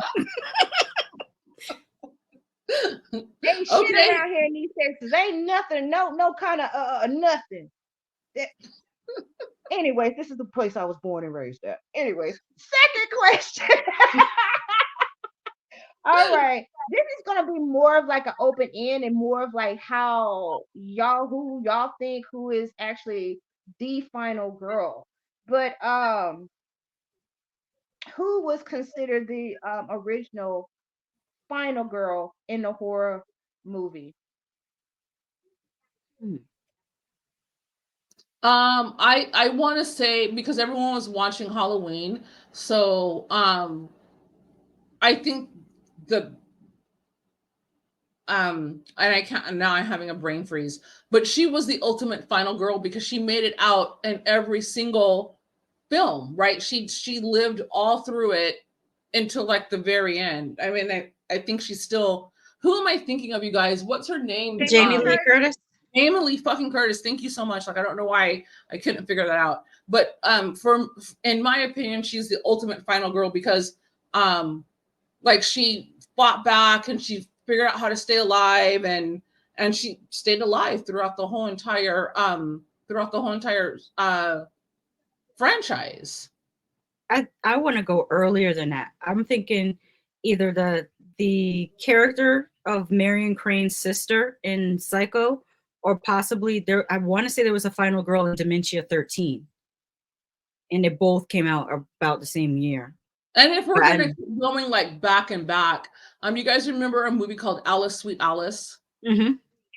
Like that's a fucking final girl. She was the villain though, but that's a final Mm-hmm. girl. Mm. That's the one with Don't Brooke you think? Shields, right? No, the little Okay. girl in the church who killed her sister, and she basically all she wanted was communion, but it was denied her. So she took it out on everyone in the town. That wasn't Brooke Alice, Shields. Who played that I think that was then? Brooke. Yeah, I think that was Brooke Shields. It's been a long time ago, so but I know what you're talking about. Alice Sweet it Alice. Yeah, was I know Brooke what you're talking about. Shields. Yeah, it was Brooke Shields. Yeah. I didn't realize Brooke Shields had been in the acting game for as long as she was. Oh Yeah, yeah. Alice, I yeah. Alice. remember watching the Blue Lagoon when I was a little girl. Hmm. Yeah, I Yep. think that's the first movie I recognized her in. Like, like, oh yes, this is Brooke Shields. So, Sasha, who was it? I know No, I you're think Googling it. Crystal's right. Alice Spages. It says Yeah, Alice Spages on yeah, IMDb. yeah. I knew it And wasn't what Brooke Shields. movie are we thinking? Me and Keisha are thinking of a similar movie that had Brooke Shields in. Oh no, Brooke Shields was in it, but she played it. Yeah, There she is. yeah. She She was in it. She played was the big sister, right? Karen. She played Karen. I don't remember which was who played the big sister, who played the little sister, but she was in it. Okay, but I don't remember which sister she She played. I wasn't. just know she was She in it. wasn't the star of it though. Yeah, probably not. Yeah. It's been a Well, long I'm a, time since I've seen You that movie. know who should have been a final girl? Because like this rubs me the wrong way every single time, but I don't care. You guys remember the movie Creature? Kiki Palmer was in there, and so she should have been the final girl in that movie. But for some reason that movie makes me so mad because her character saved the day and got her and one other person out. Like the other um she should have been the supporting actress, the one who and the white girl who ended up being the final girl, but she wouldn't have gotten out of that situation had it been for Kiki Palmer's character. And in the end, right when they were safe, 2 minutes before the fucking credits roll, they killed Kiki Palmer. That movie chaps my fucking hide. She should have been the final girl. you She should know, have been the fucking final girl. she should have been the final girl, Kiki Palmer. But What's the answer? the reason why I say this is an open question for this is because they said technically it's Marilyn Burns from the Texas Chainsaw Massacre in 1974. But Oh, if well, you yeah, I think can see. about way back when is like I said, it can be it's an open one.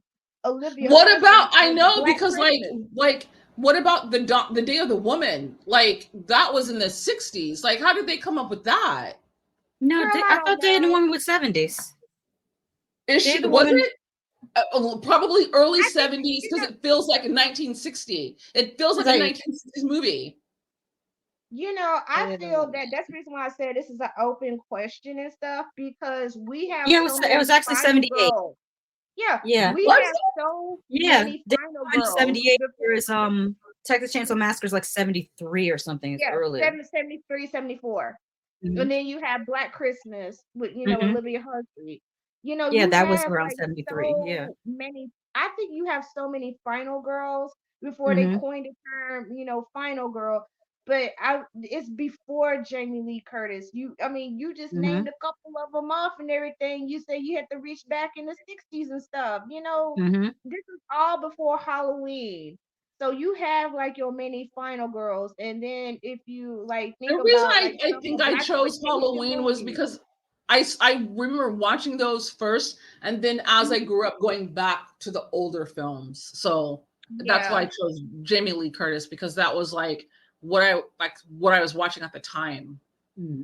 If you ever think Dude, about like Marky Bay was in Sugar Hill, yeah. she was like the final girl, then like the villain, and then like she was like the protagonist and the antagonist. That's the reason why I And like Sugar Hill. that's a cosplay I want to do. I need to make that white jumpsuit with the red Girl, collar. Oh You my done god. killed my baby. man. I'm Yeah. surprised you didn't say her because like every time we talk about like black women in horror movies, you always refer to Sugar Hill. Yes, I do. I love that movie. Hey, Sugar Whitey, Hill. you murdered my man.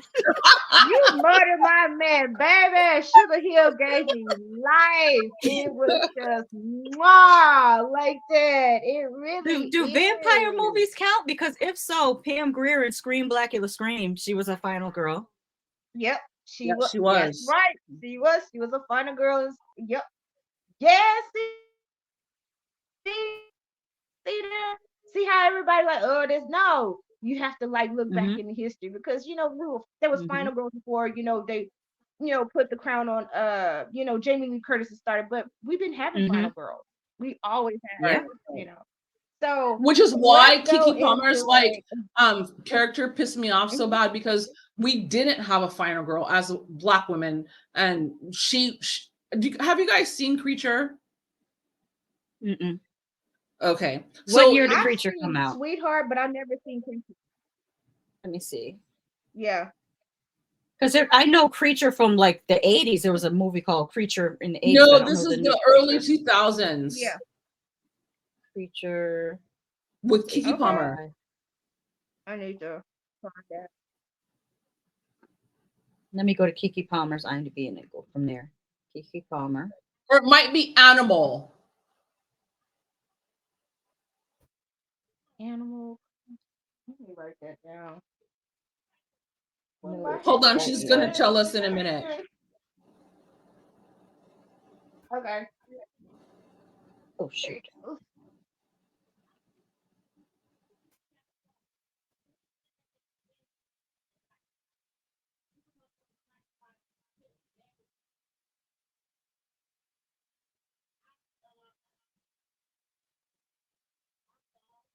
It's 2015.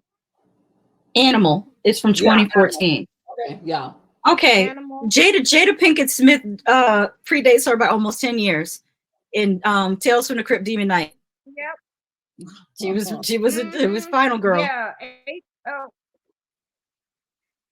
Yep. CCH Pounder went out like a soldier with that one arm, baby. Like I was Yes. like. I love Demon Knight. Demon Knight was really good. I was like, dang, they got like these Jamaican demons and shit up in here with the dreadlocks and stuff. Okay, now, hey, have y'all seen Billy Zane? Billy Zane is still pretty though, cause I Yeah. seen him like at the He's film festival in he's Houston. I'm just like, he's who I thought wow, should have you played still Lex pretty. Luthor. That's who they should have had playing Lex Luthor. Not that little nerd dude that they got. Lex Luthor's supposed to be like handsome and rich. And you got nerd dude, you got like the Social Network playing Lex Luthor. No. That should have been Billy Zane. You got old homeboy like sitting up there with Woody Harrelson and stuff, shooting those zombies in zombie land. You know that was his sister that starred in Nightmare on Elm Street 6, Freddy's Dead. The woman that worked with the at-risk youth. Yes. That's Billy Zane's sister. I didn't know that. I haven't seen her in anything since, but yeah. Her table was empty. I was so sad. I say hey to her and stuff. Like it was like her table was so empty, and I was like, oh, really? like at a convention. You doing all right? Yeah. Yeah. That's sad. That's crazy. Yeah. Let's go ahead with the third one. So, which cheese makes the best grilled cheese sandwiches? Kraft or government cheese? Government. Did y'all hear the question? I'm gonna cry because I never had either one. I never had Kraft or government cheese.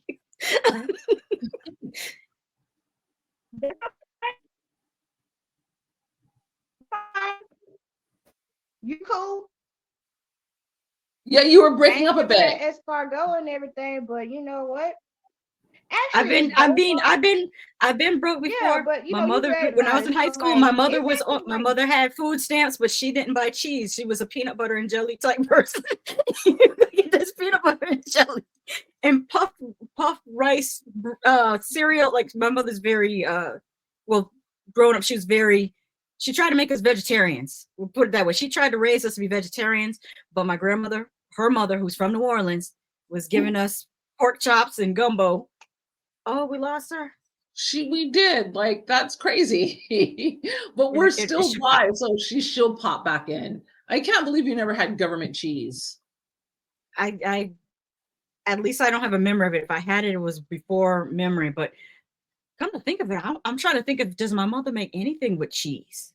She never even made macaroni and cheese. My stepmother made macaroni and cheese. Really? Yeah, I'm trying to think. She don't really. The most she would do is like make a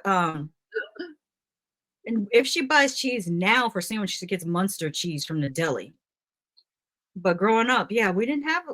I'm thinking about it. We didn't eat a whole lot of cheese. Come to think of it. I wonder if she was if it was because she was lactose intolerant. Because my sister's lactose intolerant. Because it could be that. Like, there's no sense in getting cheese if only one of your kids can eat it. Right. Welcome back. Where'd you go? Sorry about that. My connection knocked off. My connection knocked me off. I was like, really? All you missed was me mentally thinking about why my mother didn't buy cheese, because my sister is lactose intolerant. so that's I figured it out after all these years. I hadn't thought about it. All right. All right, I got this one right here, and y'all ready? This is like called horror scenario. Horror scenario. Let's get ready for this. if he was trapped in the cave and there's bloodthirsty subterranean monsters after us, we had little to none resources. But during the whole situation, one of us became the villain. Would you kill the one that became a villain first, or play it safe to let the person that actually turned into a villain, just playing it safe, just playing it cool? So you're about to come out of this cave because we're fighting off these like subterranean creatures and stuff, but one of us turned into a villain. So, in the point of getting out Can of this you cave and everything, would you kill the can you villain start the question from like can you start the question from the during beginning? the whole situation, or like before, afterwards? Okay, yeah, I can start it over. Okay, Because like now you were for breaking up. scenario, if all of us, okay, can you hear me now? Mhm. Yes. Okay, all right.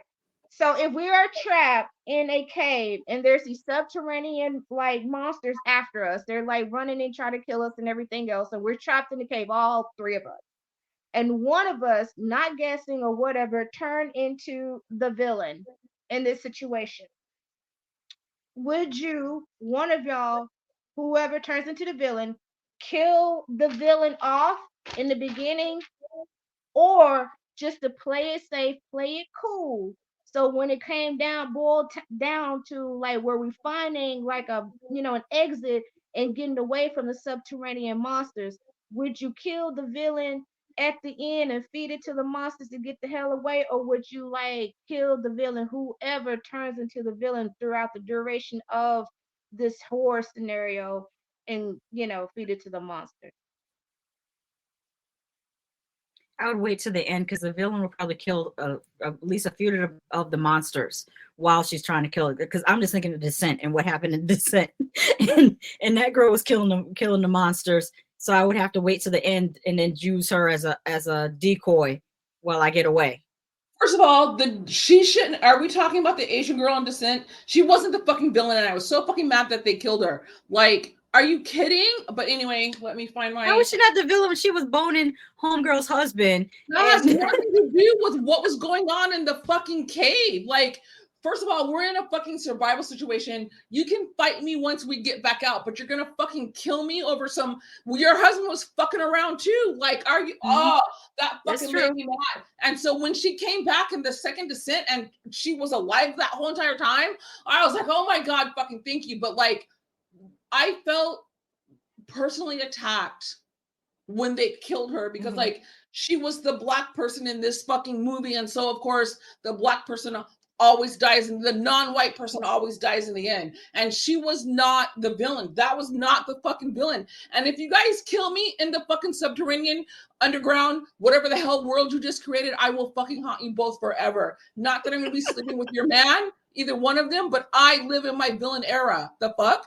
And not only that, I'm a Virgo. Fucking Sasha's a Virgo. We would not be down there to begin with. this is true. I'm not going spelunking. I'm not going cave, whatever it was they were doing, exploring. No. Mm-mm. The most I would do is if I could fly a drone, I'll fly a drone in there with a camera, see what's going on in there, and fly it back out. Like I don't have to go in there. Sorry. That's my answer. That's my final answer. Whew, you made me mad.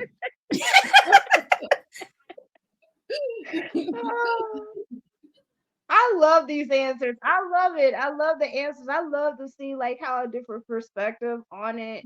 And seriously though, you made a good point about the lady that was in the Descent. Like, Just as her comment was going to be super good, she's gone. Like now we have to wait for her to come back. That's like another thing that like with more representation and more black people being in horror movies, they're starting to do stuff that they know better. That they yeah, do, right? They're replacing white characters with black ones, but not rewriting the character. So I'm sick of seeing these movies where like the teacher, the teenager is like, whatever, mom, and storms away, and it's like, you cannot speak like that to a black mother and get away with it. You just Nope. cast black actors, but the roles are still white because you didn't change certain cultural things. Right. So basically, what you missed as you was gone, as I was Can saying y'all still that. hear me? Yep, Mm-hmm. we can. Yes. Yep, we can. Can you hear us? Okay, cool. Cause girl, y'all, my internet is not letting me be great. Mm-hmm. It's Because not you letting live me in be great. Texas and your infrastructure is fucked. That's But why. I can't speak because Florida's like, if the wind blows too hard, mine will drop out too.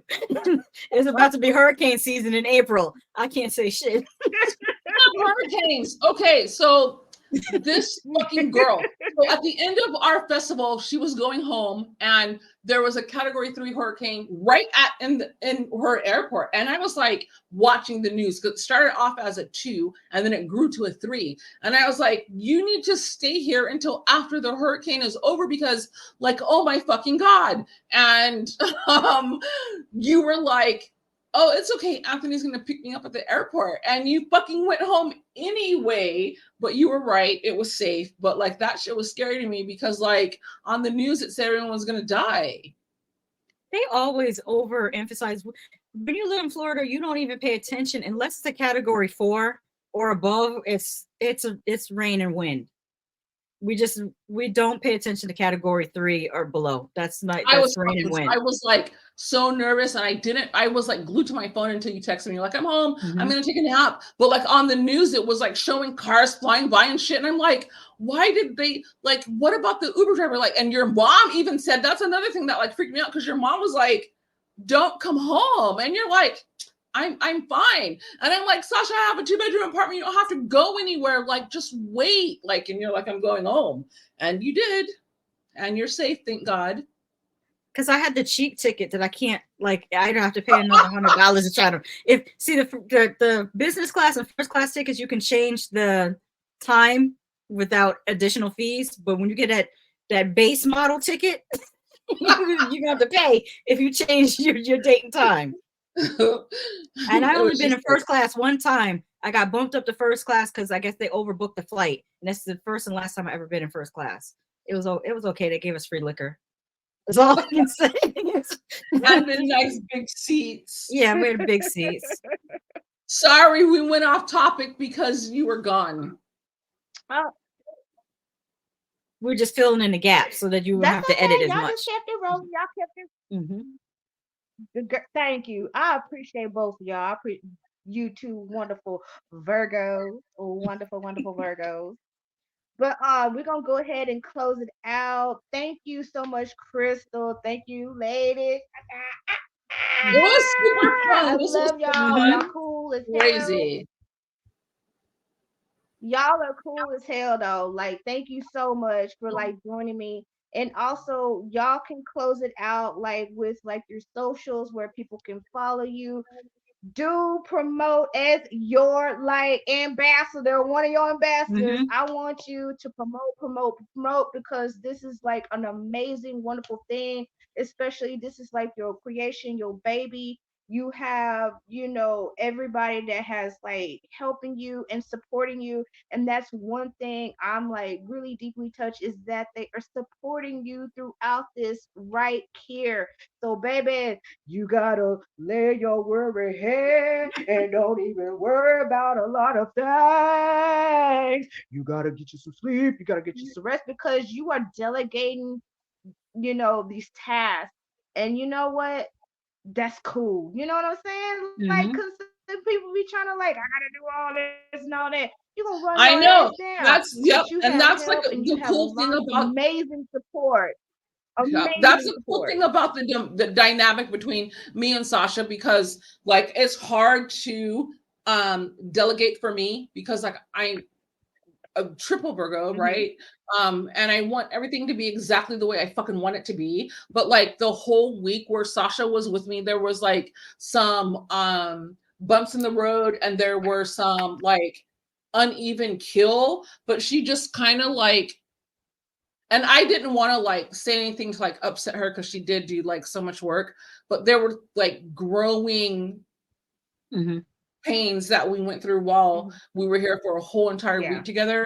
And then, but now she kind of knows like, okay, if I do that, she's going to spin out of control. So I'm just going to do this. And so it's even more smoother than it was last year. You know what I mean? So like, and again, it's because you know, she used to be in the fashion industry. She's done runway shows. She knows what it's like to have to put on a show, which is basically what we're doing at Cabin in the Woods Film Festival, entertaining the guest. And so, like, she gave me a lot of grace, even though I don't think I was as, I hope I wasn't as bad as I remember.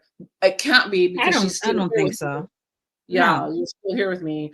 But it is unbelievably stressful, and she just, we fit perfectly.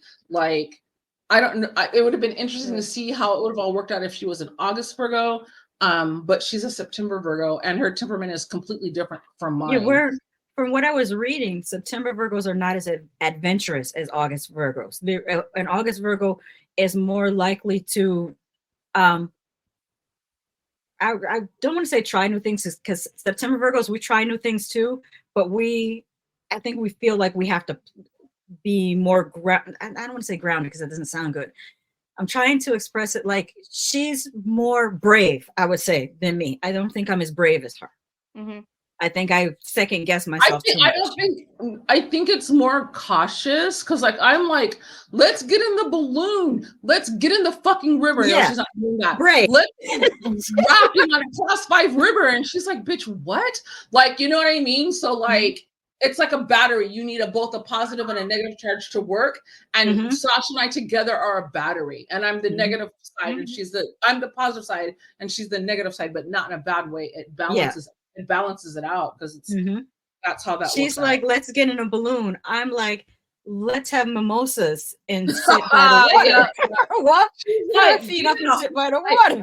She's like, look at how, like, what kind of insurance do we have? First of all, let's like get a fucking what if plan going on. And I'm like, we can figure that out on the fly. Like, I can't. Oh, no, this year I'm gonna have the release forms. I'm bringing the release forms with me. That's a really good idea too, because I really like having mimosas and being in a balloon with you. The mimosas would give you the drive to be like, yep, let's get into it. Yeah, so the release forms are good, especially since we're gonna be on the lake. So like, swim at your own peril. Like, don't. It's gonna be legalese for y'all are grown. You're in charge of yourselves. Don't come at us for no decision you done made out here. But in legal terms. And then like I also was like researching the lake. There's not a strong current. It's a man-made lake, so it's not fed into anything. I don't, from the drone footage, the water's not fucking dark, dude. It's not like March water. Stop. It's not. It's clear. Good. And there's also trout inside, and I found out because one of the guests, she's chomping at the bits. Like, she is hoping to have this be her family vacation. It's incredible how excited people are to attend this festival in any capacity whatsoever. And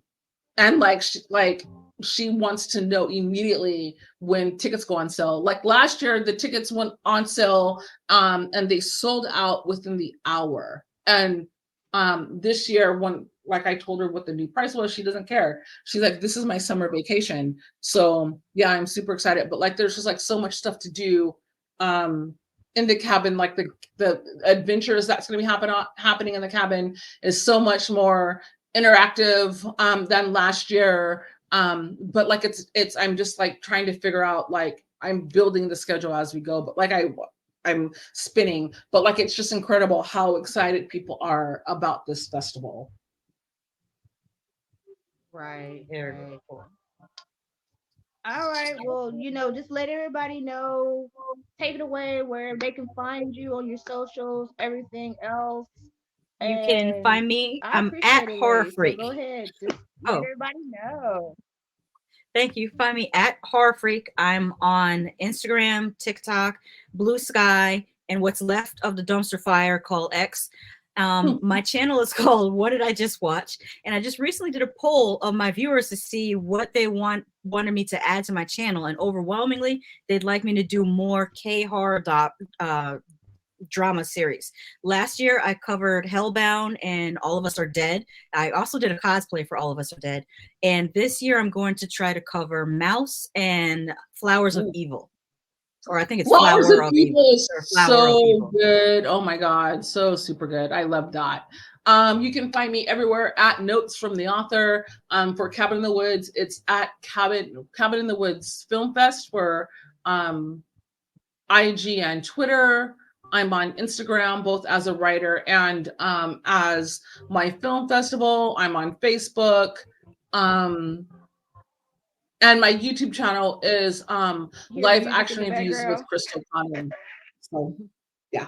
There you Oh, go. and the website. Don't forget to visit the website, Oh yeah, Cabin in the it's Woods, Cabin in the filmfestival.com. Woods. Yep. Mhm. And if Yeah, the you're a website. Thank filmmaker, you you. can submit your film to Cabin in the Woods Film Festival .com/film freeway.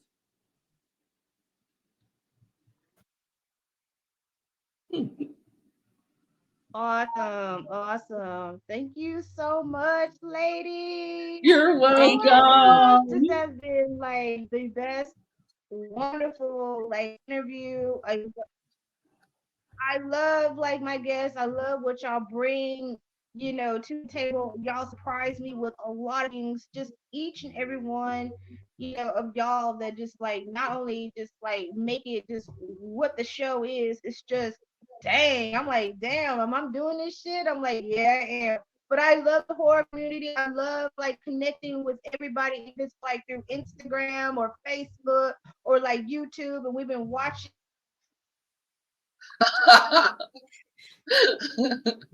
To continue what you're saying, yes, I think we found a great community, especially within like the Black horror community. It makes me feel so good that we found each other online.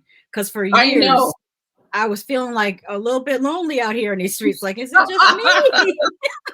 I completely agree with you. Like finding like, and then when you find one, like it's Mm-hmm. like others like find you automatically. Like Mm-hmm. In Love with Horror, I just found out is here in Seattle. So Mm-hmm. of course I am going Oh, to cool. wrangle them to the fucking festival. There's no way that they're not going. it's just And it I think still we're won't gonna let me be go great. to It still brunch won't with let them me and go be watch great. the Omen, the first Omen together. Cause Oh, that like, would be cool. yeah. So, Mm-hmm.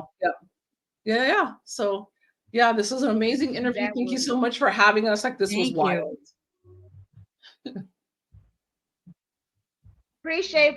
Thank y'all for holding the fort down since I'm having all these raggedy ass technical difficulties. All right. Y'all can catch me on Instagram at the Random Horror Show. You can email me if you want to review me. You want me to review a movie, literature, anything that you're author in and stuff. Because I love reading literature and I love reviewing books. You can find me at the random horror show at gmail.com. If you're a guest, if you are a filmmaker, you're an actress, you write songs, you sing songs, you tap, dance, and play, and everything else within the horror community, you can email me at the same address at gmail.com. You can also find me on Facebook also and on YouTube. I don't know what's I think it's Kiki of Horror or something like that. I'm just not like really just like on it, but just guess what? My ass is on YouTube. But anyways, thank you all for joining. And my name is Keisha Lacey, and this is the Random Horror Show.